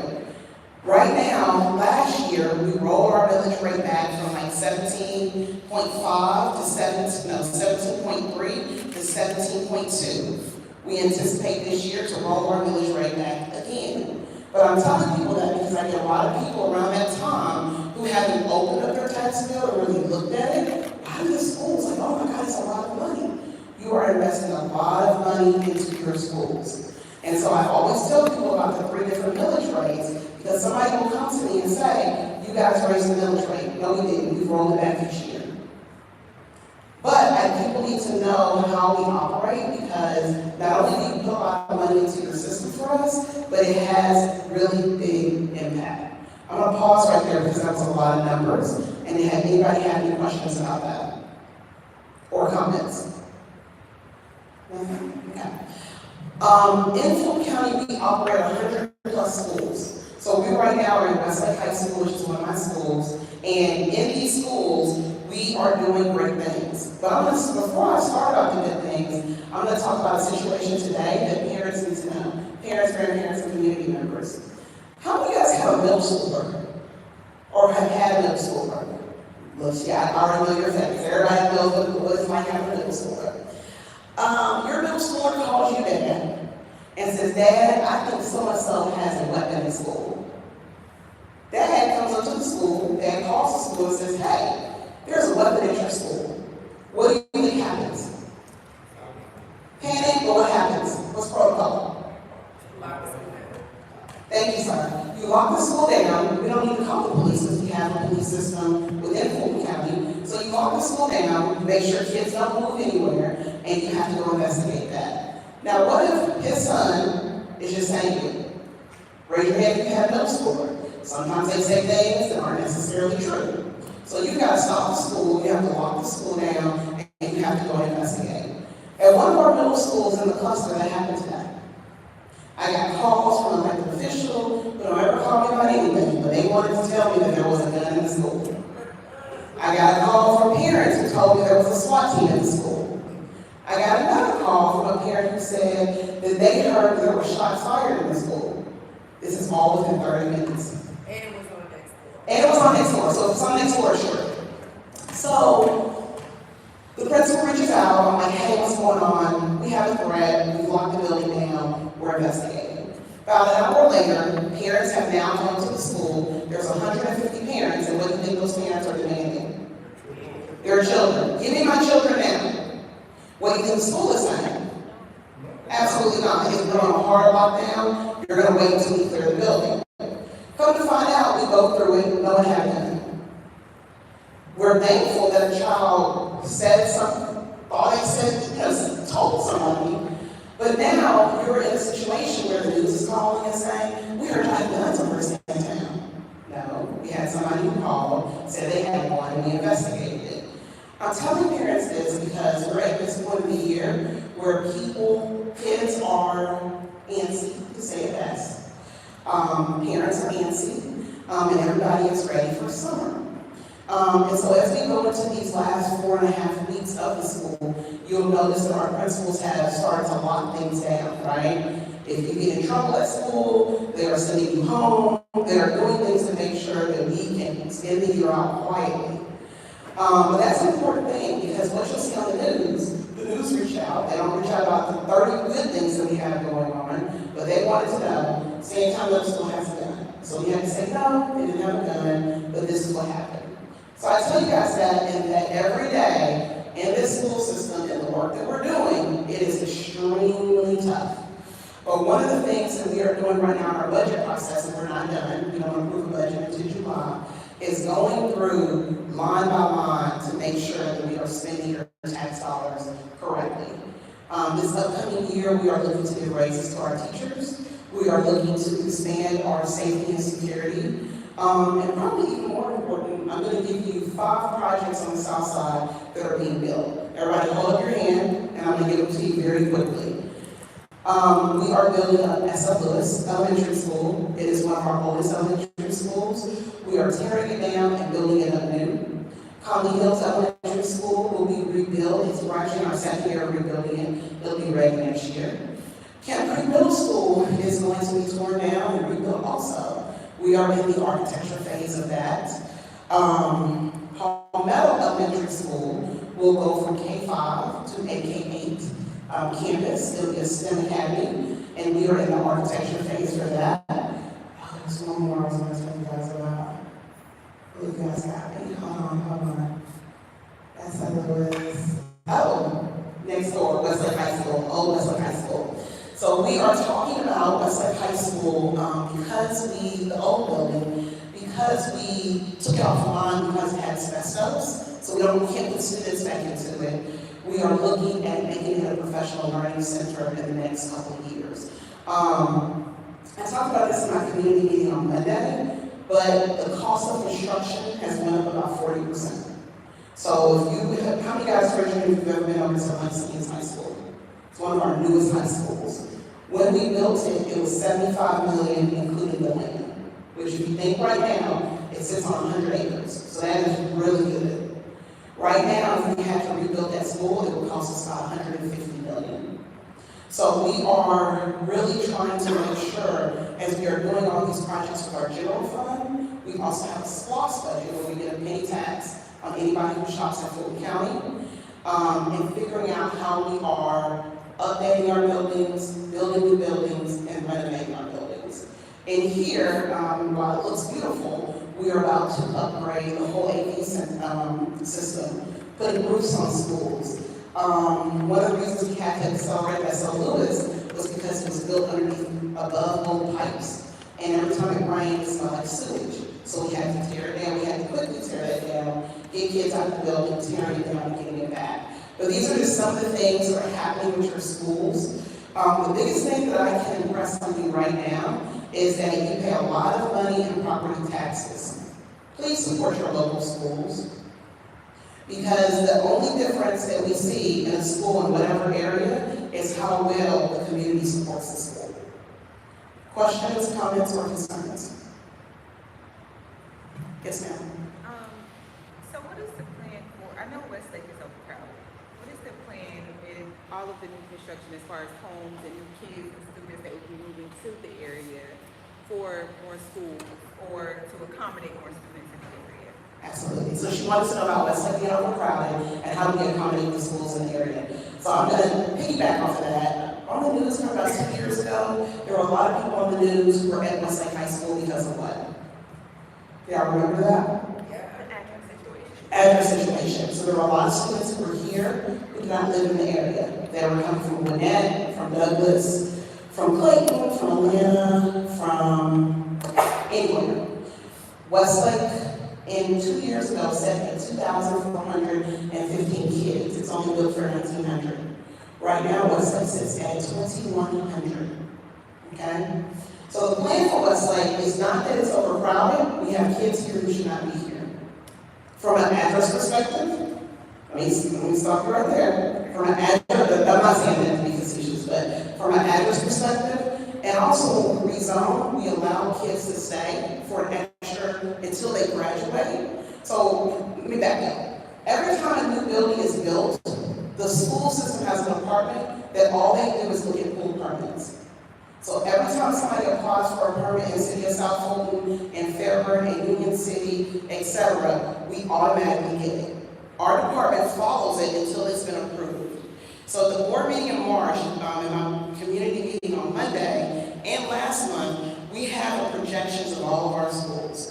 So most of our high schools sit at about 1,900. Our newer high schools, Langston Hughes, they can hold 2,200. We built it bigger. Global Impact can hold 900. Our elementary schools can hold 800, and our middle schools can hold 1,200. So a school like Westlake, when we look at the permits that have been approved, when we look at the historical enrollment, when we look at the current enrollment, and then we look at the GTI tags of kids, we estimate in 2 years, Westlake will go down to 1,900. And I'm going to tell you why. So in addition to the rezoning that we did, we also put in place now that you cannot come to Westlake High School starting next year unless you live in the zone. So right now, Westlake can pull kids from out of the zone, and they can go as far, even if they live in Fulton County. Starting next year, the current 7th graders, they can only go if Westlake has space. So we've had to put these things in place because what we were seeing were people were coming from all over, and you pay a lot of money for these schools. So our first indication are people who live here. So Westlake, if you look at the enrollment projections, I thought they were going to keep that up. I would have showed you guys, but I can get it to you. We are usually right on the money. So in 2 years, Westlake will go to 1,900. But the biggest area that we know is going to have the most kids is Langston Hughes High School. And we do not have space in our middle schools.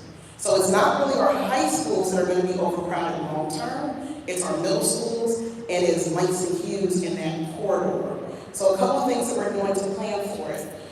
We have had to tighten up how kids enroll in our system. So what we were saying is that somebody would come and they would enroll, and they would say, you know what, I don't have my paperwork, I'm going to come back and bring it. Kids been here 2 years and they haven't brought anything.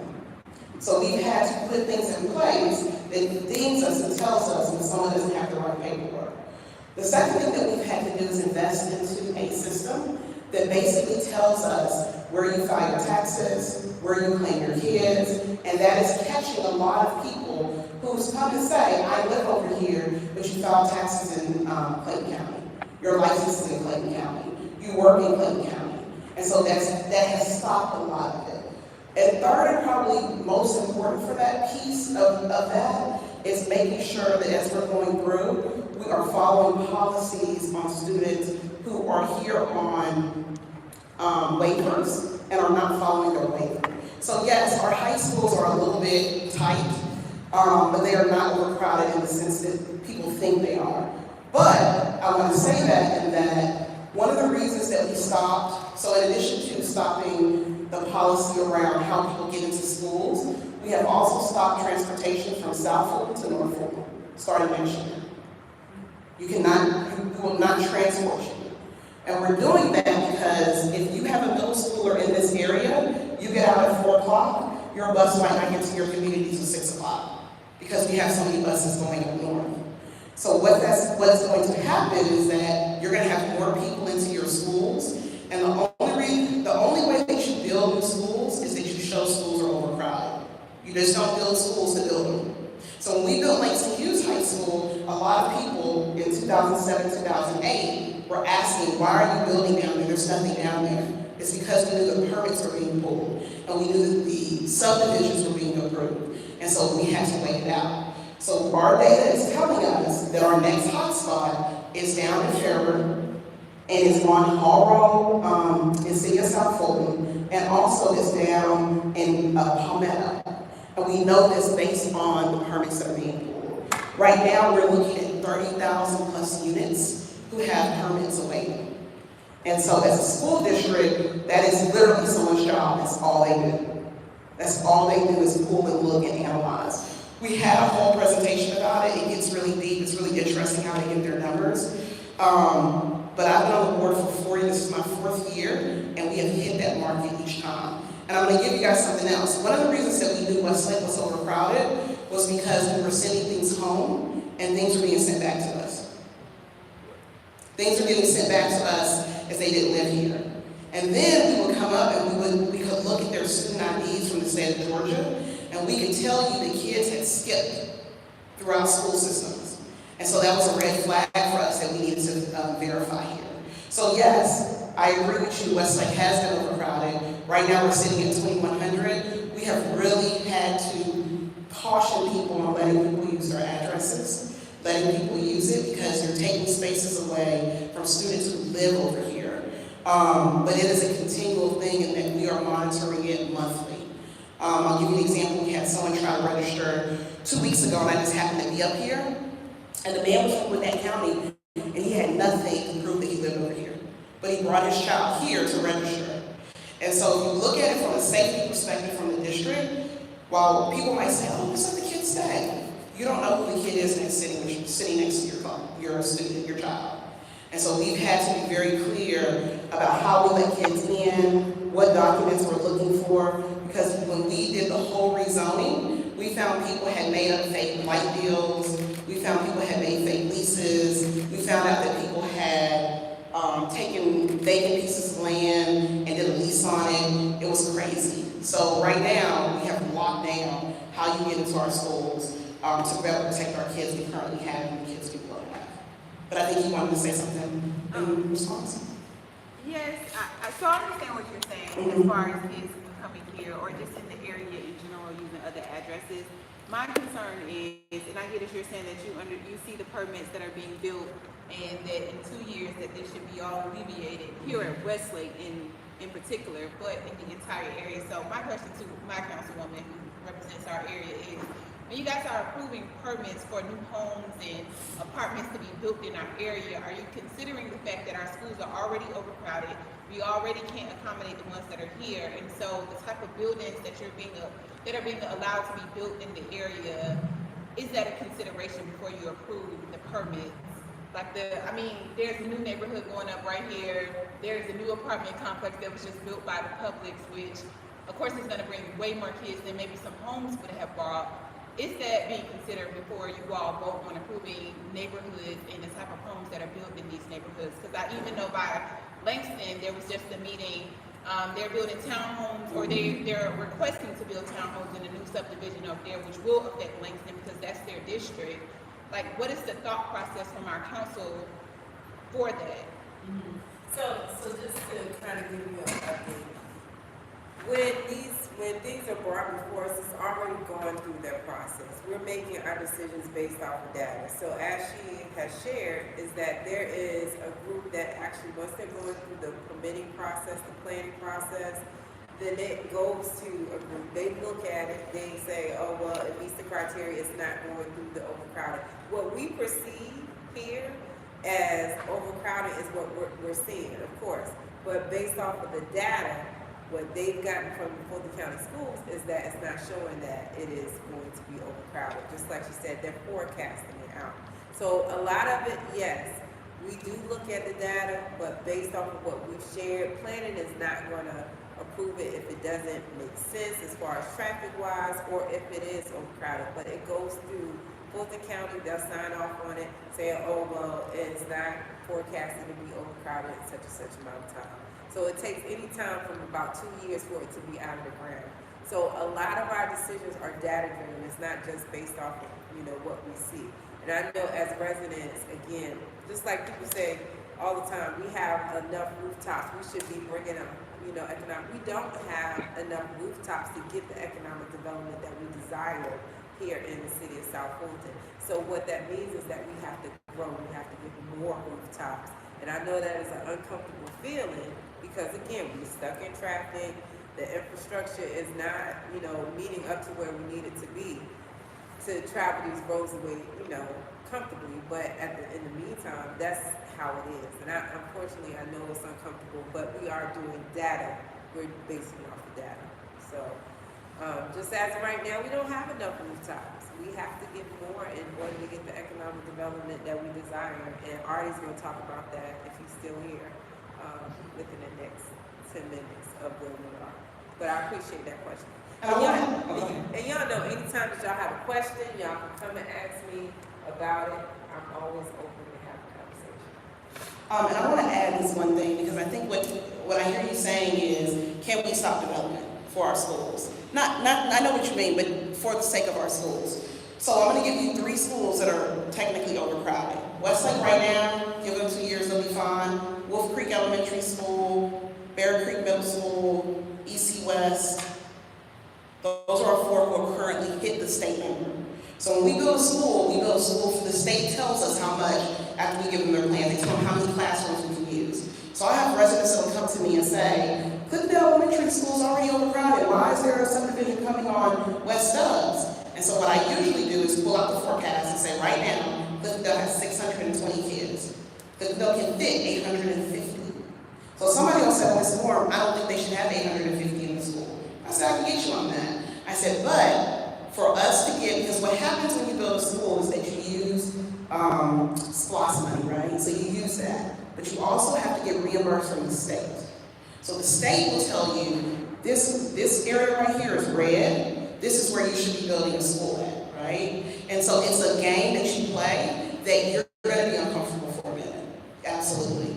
When I talk to a lot of my colleagues up in Johns Creek and Alpharetta and Wilton, they talk about from the 2000s to about 2010 about how much building was happening. And that every year they were rezoning. So when we rezoned last year, it was horrible. People did not want to be rezoned because people had been in their homes. I've always been zoned for this school. And what I've told them is that with the rate that South Fulton is growing, if you look at the census, it tells us to get ready. This is not the first rezoning we're going to do. We're doing a second rezoning now at SL Lewis. We will probably rezone down in Palmetto. And so it's going to be uncomfortable as we try to accommodate the new subdivisions that are coming in. And I get a lot of people that will come to me and say, why don't the developers come to the schools? The schools are not, that's not our role. We don't tell a developer to come, not come. We take the data and go from that. We respond to the building. But what we've been telling parents is get ready to be uncomfortable because as people move in, as families move in, then as we do fill up schools, that gives us the ding, ding, ding, we need to start finding land and build here. Right now, the next capital plan, which will be, we're currently beginning capital plan 2027. We're going to start researching for capital plan 2032. We are looking to probably do another high school. We need another middle school and maybe another elementary school. But that's one of the reasons that we had to rezone, and we had to stop transportation from south to north. Because if you're going to build schools, you need all your kids. And I think currently in South Fulton, there's probably like 30,000 kids, 35, I have to look at the numbers. In other parts of the county, there are 50,000 kids. So I keep telling people it's a numbers game. So we're going to have to be uncomfortable for a little bit as we work through this. But depending on where your child goes to school, if you guys shoot me an email, I can send you our enrollment projections. And if you reach out to the principals around target. And we really attribute that to being able to track kids, their numbers, their GTID numbers. So when a kid leaves the district, when they come into the district, we can kind of see that. Westlake is an anomaly. That's why we have to have a really set number of eyes on it. And we've had to monitor it. And we had to come in and really check people's paperwork because we had kids who had Westlake had a 60% mobility rate. Westlake is not a school where kids transfer in and out. But we were having so many kids transfer in, it was just alerting us that these kids likely don't live here. But that's all scientific. I don't really want to, I can't really talk about it like how they can, but that's how we do it. And that's how we were able to get them out so quickly because we do that. So we really have a lot going on. And in the next couple of years, as we continue to build and continue to do a lot of things, just stay engaged with the school system.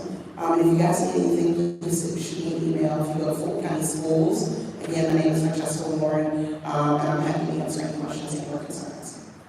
Anybody have anything else? I'm sorry. She is a phenomenal school board representative. I think you have a really, really good one, and thank you for all that you do. And just to kind of give you an idea, we started in 2017, the city started in 2017. We had 13,000 residents that we govern in just our district. And now, just in our district, we have 18,000. So it's growing. So if you see from 2017, from 13,000 to now to 18,000, it's like 5,000 more people that are moving in 7 years. So the growth is continuing to happen. All right, so we got code enforcement. I think we're gonna give you 7.5 minutes, okay? 7. And then Artie, you wanna come up for a minute, just hang out with me for a minute? You wanna come up here? Come on, Coach. I wanna make sure you don't leave, Artie. 7.5 minutes. All right. That is good. First of all, we want to thank you, Councilwoman Gumbs, for your excellent work in District 2. And this is my staff, part of my staff. It's Tiffany Hall. This staff here, they're in District 1, District 1, 2, and 3, I believe. District 1, 2, 3, and 4. So this is Tiffany Hall. She's one of the supervisors. This is Sharday Franklin, and this is Rosemary McIntyre. She's also one of the supervisors. The ladies of code enforcement. Very serious ladies. They're serious about code. My name is Paul Muhammad. I'm the director for code enforcement for the city of South Fulton, and I'm happy to serve this great city. I've been with the city since 2018. So I was one of the first new hires for the city of South Fulton code enforcement. I was the first new hire for the city of South Fulton code enforcement. I'm the director. And I'm here to serve. We understand in code enforcement that we are servants to the city of South Fulton. We also understand that code violations are behavioral issues, really. They're really behavior issues. It's something wrong with your behavior. You come out, you ride down the street, you throw your McDonald's bag out the window. Something wrong with that kind of behavior, right? Something wrong with the kind of behavior where you just want your house to look like Fred Sanford and Son. Y'all remember Sanford and Son, right? Y'all see some houses in South Fulton that is just like that. So what we're doing in code enforcement, we're working on putting together a self-improvement initiative. Because we can't just police people's behavior and code enforcement people behaving to death, it's just gonna really put a Band-Aid on it, and they just gonna go somewhere else and do the same thing, or move around the city and do the same thing. So we gotta start approaching this from a multifaceted kind of way. And we enforce a lot of things. They call us the property police. The police police the street, and we police the property. All right, so remember that now when you call in a code violation. And we have something called C-Click Fix. How many of y'all heard of C-Click Fix? All right. So understand this. I think sometimes there's a miscommunication between us and the public. There is a legal process that must take place when there's code violations. So one of our officers go out, they see a code violation, or you go out, you see a code violation, you put in your C-Click Fix, and you say to later on, the next day, code enforcement ain't did nothing.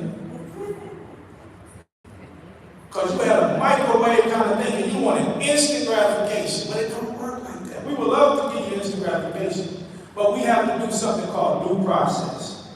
You deserve due process, and the citizen deserve due process. So we ask that you be patient with us as we walk through this legal process. But we want you to know that we are not going to sleep on your concerns. Do we have any questions? She told me I only have a few minutes. And how long does that process normally take? Well, it depends. It all depends. So what happens? So a few years? I mean, just No, not a few years. a break? I'm going to explain the years that might be in your mind. You can correct me if I'm wrong. Even after that process takes place, right? Let's just say that person we're going after don't come to court, don't show up. It's kind of like a person went into the department store and stole something out of Walmart, right? And they at large, right? And they ducked and dodged and hide and ducked and dodged, right? And they may not catch them 3 years down the line because they ran a stoplight, right? All crimes are like that. Code enforcement issues are sometimes like that. Sometimes we get instant compliance, sometimes it takes time.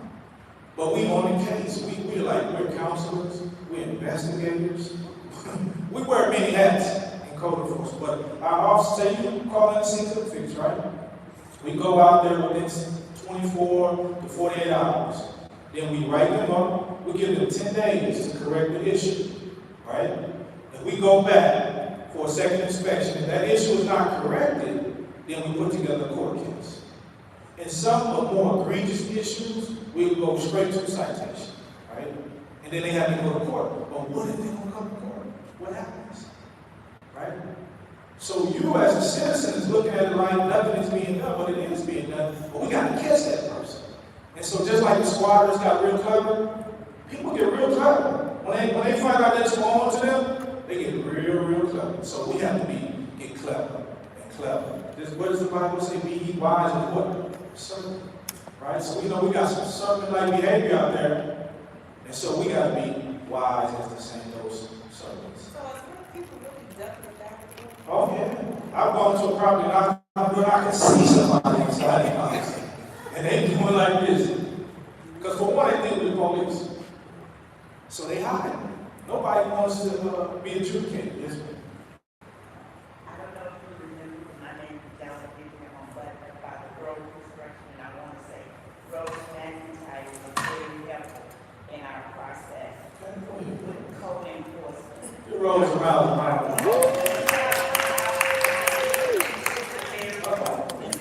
Through the process with us, and we were able to get our variance. So thank you, Rose. We appreciate you.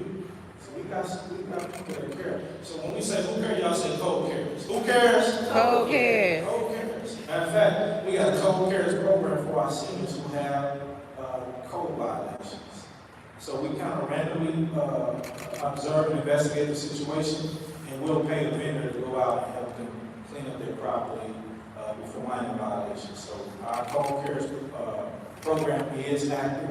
We also have an HOA and code enforcement collaboration that we do. We have one coming up. What's the date? May 23rd is coming up. We're at Southwest Arts Center. So please make yourself available. You can come out and ask more questions. If you got particular property or issues, you can bring those issues at night, or you can go to C-Click Fix And I guarantee you that we're gonna get on top of it. What time? What's up? It's from 6:30 to 8:30. 6:30 to 8:30. Anybody else? So do we have a plan for those no street parking ordinances and things that subdivisions that have gone through the whole process? Enforcing it. Because we got to sign for over a year. Now, anytime it's on the street, once again, it's a traffic violation if it's on the street. But what we do, because we don't want to see, if you do call us, we know it's a traffic issue, we'll collaborate with the police department and we'll go out there together and deal with any code violations and they'll deal with the police violations. Yeah, so what we're talking about is two tires on the street, 2 tires in the yard. That's code. That's not police. And that's what the police said. You said 2 tires in the street, 2 tires in the yard. Yeah, that's what they doing. We'll, if it's in the yard, and to any degree, we'll address it. All right? We won't get down to Well, it's a residential. Oh, so street. they're parking the grass and the. Exactly. So that's what the police won't take them because they're technically not in the street. Yeah, It's a trick. They're being clever. the police will still come. Yeah, but code enforcement don't work at night, so we can't call code enforcement. All right, anybody else? But yes, people do duck and dodge code. Trust me. We've been looking for people all for years. Anybody else? I don't know, you wanna talk about the mortgage on that?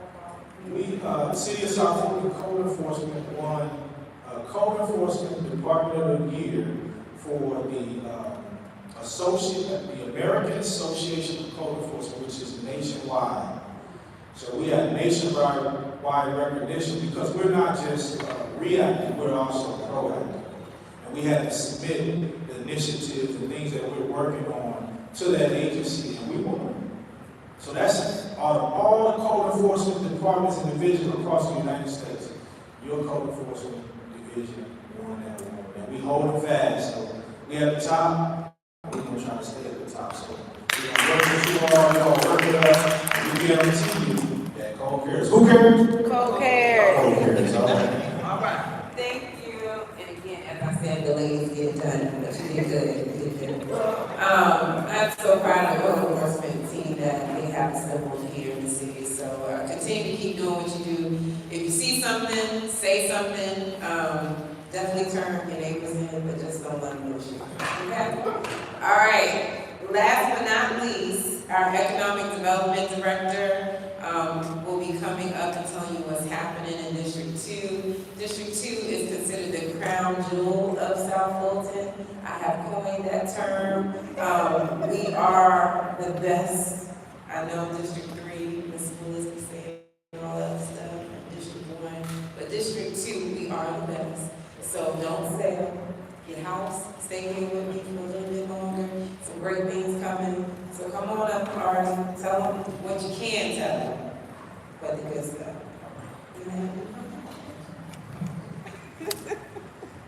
Good evening, everyone.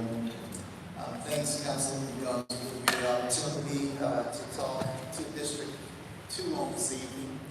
I had a really cool presentation, but since everybody grabbed up everything, I can't show that to you. So I'm going to have to be very expressive We'll send it out. with my presentation.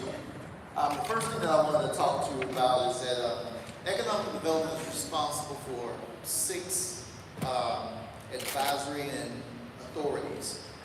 We're responsible for the Commission and Visitors Bureau. We're responsible for the Downtown Development Authority, the Development Authority, which is citywide. We're responsible for the Red Oak Main Street. We're also responsible for the Old National District, which covers Districts 5, 6, and 7 along Old National Highway. And we've recently started a brand new advisory. We're calling it D2D4 because it covers District 2 and District 4. We don't have a cool name yet, but we will get branding. But along with that new advisory, we have hired a new staff person also to oversee that particular Districts 2 and 4. The staff person's name is Corrine Davis. She's been with the Economic Development Department for just about, roughly about 15 months now. She's been with the Economic Development Department for 15 months. and she will be principally responsible for the new D2, D4 advisory committee. The reason that we have advisory committees, we have a number of boards. This is a huge city, 97 square miles, about 110,000 in population estimated right now, a lot of territory. And we have 4 economic development staff, in addition to myself, to cover all of that territory. The city of South Fulton is a very diverse area. You have, areas that are more urban. You have areas that are more rural. You have areas that's kind of like farmland. You have other areas that is very dense and a lot of retail and a lot of transients. Transit folks where there's a lot of rental properties, not as much owner occupied. At the same time, the city of South Fulton overall, out of all the cities I've ever worked with in the state of Georgia, out of all the cities I've worked with in the state of Georgia, you can have the highest owner occupied home ownership within the state. So that's a great thing to have. The thing about economic development, a lot of people don't know what it is that we do. They just think that we kind of go out and every now and then we're at a ribbon cutting and a restaurant will open up or a new store will open up, or either we're there to kind of help people with business plans. We do some of those things, but what our principal responsibility is we are what you call, we're just problem solvers for economic development. We try to create an environment in the city that's attractive to businesses to move here, to do one of several things, to either to create jobs, and I try to create living wage jobs, not just a job. I try to attract businesses to build new businesses here, build infrastructure, to increase the tax base. This helps because the general fund revenue that comes from that additional tax base is able to go to your police, your fire, more parks, more sidewalks, a lot of the things y'all were talking about tonight, lights. I also try to attract businesses to try and to provide a better quality of life, provide those services that we want. The city of South Fulton, which was once unincorporated, Fulton County, grew organically. There really wasn't a plan when South Fulton was being developed, or unincorporated Fulton County. And because of that, I'm now here within the city trying to put together a strategy and put together a plan to be able to develop clusters of amenities for the community to be able to enjoy, so that you won't have to go to Jones Creek, you won't have to go to Sandy Springs, the city of Atlanta, and other areas. You can spend your tax dollars right in your own community, and you get the benefit from the dollars that you're already putting out there. So that is the goal. The reason that we have all these committees and all these boards that I talked to you about earlier is because we have limited staff, and these boards become extensions of the Economic Development Department. So the D2, D4 board that I've been talking about earlier, that particular board is going to, whenever we have our meetings, and there will be monthly meetings, and anybody within the community, you are invited to come to the meetings also. You don't have to be appointed to this board. But these meetings on a monthly basis, the materials, the things that we're doing, the programming that we're having, we're going to use them to be able to reach out to you guys. Of course, we're going to be sharing information with your Councilwoman Guns, to get the word out. But we're going to be doing lots of different types of programs and lots of different types of activities, and we're going to have the community to be involved. One thing that I wanted to tell you about is that we just signed a contract. We put an RFP out for retail recruitment. And what's going on with retail recruitment? The name of the company, they're called Retail Strategies. I've worked with this company before. They're based in Alabama, but they have offices here in the state of Georgia also. But Retail Strategies, what they're going to do is they're going to come into the community, these consultants, and we're going to have meetings and workshops in each of the districts. They're going to identify, they're going to do a thorough analysis of all the real estate that's within the city of South Fulton. And they're going to look at those areas that have those highest traffic counts, those areas that have, they're going to find out, not only that there's so many rooftops over here, but they're going to know what is the income within those rooftops in those areas. They're going to be able to come back to us and tell us what type of businesses we lack, what type of business we have too much of. They're going to give us strategies to be able to address, to be able to attract those businesses. And they're also going to be asking the community members what type of businesses, what type of retail, what type of services do you want here in the local community? Because we have limited resources, limited staff. If we were just to go out and every time, let me use an example. You might want to, everyone wants a nice grocery store. What's a nice grocery store? It's all right. What's a nice Whole Foods. Okay, yeah, Whole Foods. Believe it or not, I've never been in a Whole Foods. I'm going to do it. Everybody in my family's been one that I have. But let's say you want a Whole Foods. The Whole Foods, I know a lot about Whole Foods, even though I've never been in Whole Foods. I know that the income that they want within a particular area of a Whole Foods, they want an income of about $80,000 per household. Okay? Right now, the city of South Fulton is right at about 78, 79,000. It's not far. So we're not far off. They want certain traffic counts also. They want at least a 27 to 30,000 traffic count on a daily basis. Also, what else do they want? They want to be able to, they want a certain amount of density as far as rooftops. If you look at a 5-mile ring, a 10-mile ring, and a 15-mile ring, they want densities of roughly, I think, in a 5-mile ring, they probably want about 125,000. And then as you go out, it adds more and more, which that kind of knocks us out of the water a little bit. But at the same time, as you heard, 30,000 permits are already out there for new homes to be built. So they look at that. If Whole Foods knows that those permits are being pulled, they may be interested in locating it. The thing is that all of this information that I just shared with you, as far as what the retailers look for, it's a science thing. It's not necessarily, okay, your city has a population of this amount, so that qualifies you for a certain type of business.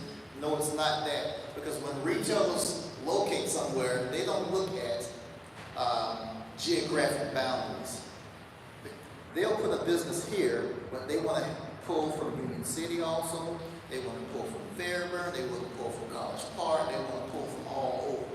So as you think about retail, as you think about different types of services, different types of businesses, think about those 5, 10, and 15 mile rings around a certain location. Working with retail strategists is going to help us to be able to have more of a rifle approach versus a shotgun approach. We'll know exactly what businesses to go after. We'll know the qualifications, what those businesses want to be able to locate here, those retailers, and we'll be able to have retail strategies, which is a company that knows the brokers to be able to go after those companies also. And it'll be a lot easier process for us to be able to get the types of businesses that the community would like to have. Once we get certain, as you notice, whenever you have a certain type of retail, let's say a big box, like a Lowe's or a Home Depot to move into a certain location, there's always other types of businesses that follow those big boxes around. Well, that's what we're looking at doing here. And we're not just looking at doing these strip big boxes. We're looking at actually doing mixed-use developments, having homes there, having retail there, having restaurants in the same location. And believe it or not, a lot of people, and we were talking about density tonight, we were talking about the schools and overcrowding. I've heard about Westlake, and I've known some people that actually had their children removed because they weren't actually residents in this area. And And I do understand that, you know, the more homes we have in this area, the more traffic we're gonna have on the road, and the more issues we're gonna have with parking and, you know, just with, you know, overall, you know, overcrowding of schools. But the thing is that it is something, we do need the numbers, we do need the rooftops, we do need the population to be able to get the amenities that you want.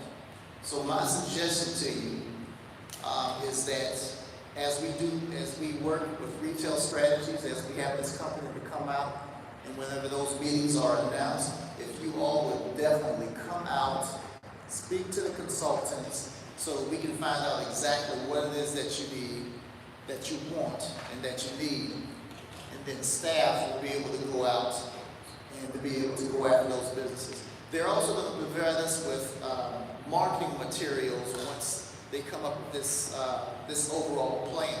And this marketing information can be shared with you guys, because you can kind of be an extension of staff, and you can be an extension of the committees, and it'll also be available online, so that even when we're not at work, if somebody is thinking about opening a business in the city of South Fulton, they'll be able to look online, and they'll be able to look at what we're looking at, what incentives that we have to be able to support the businesses, and we'll be able to, like I said, do a good job for you all.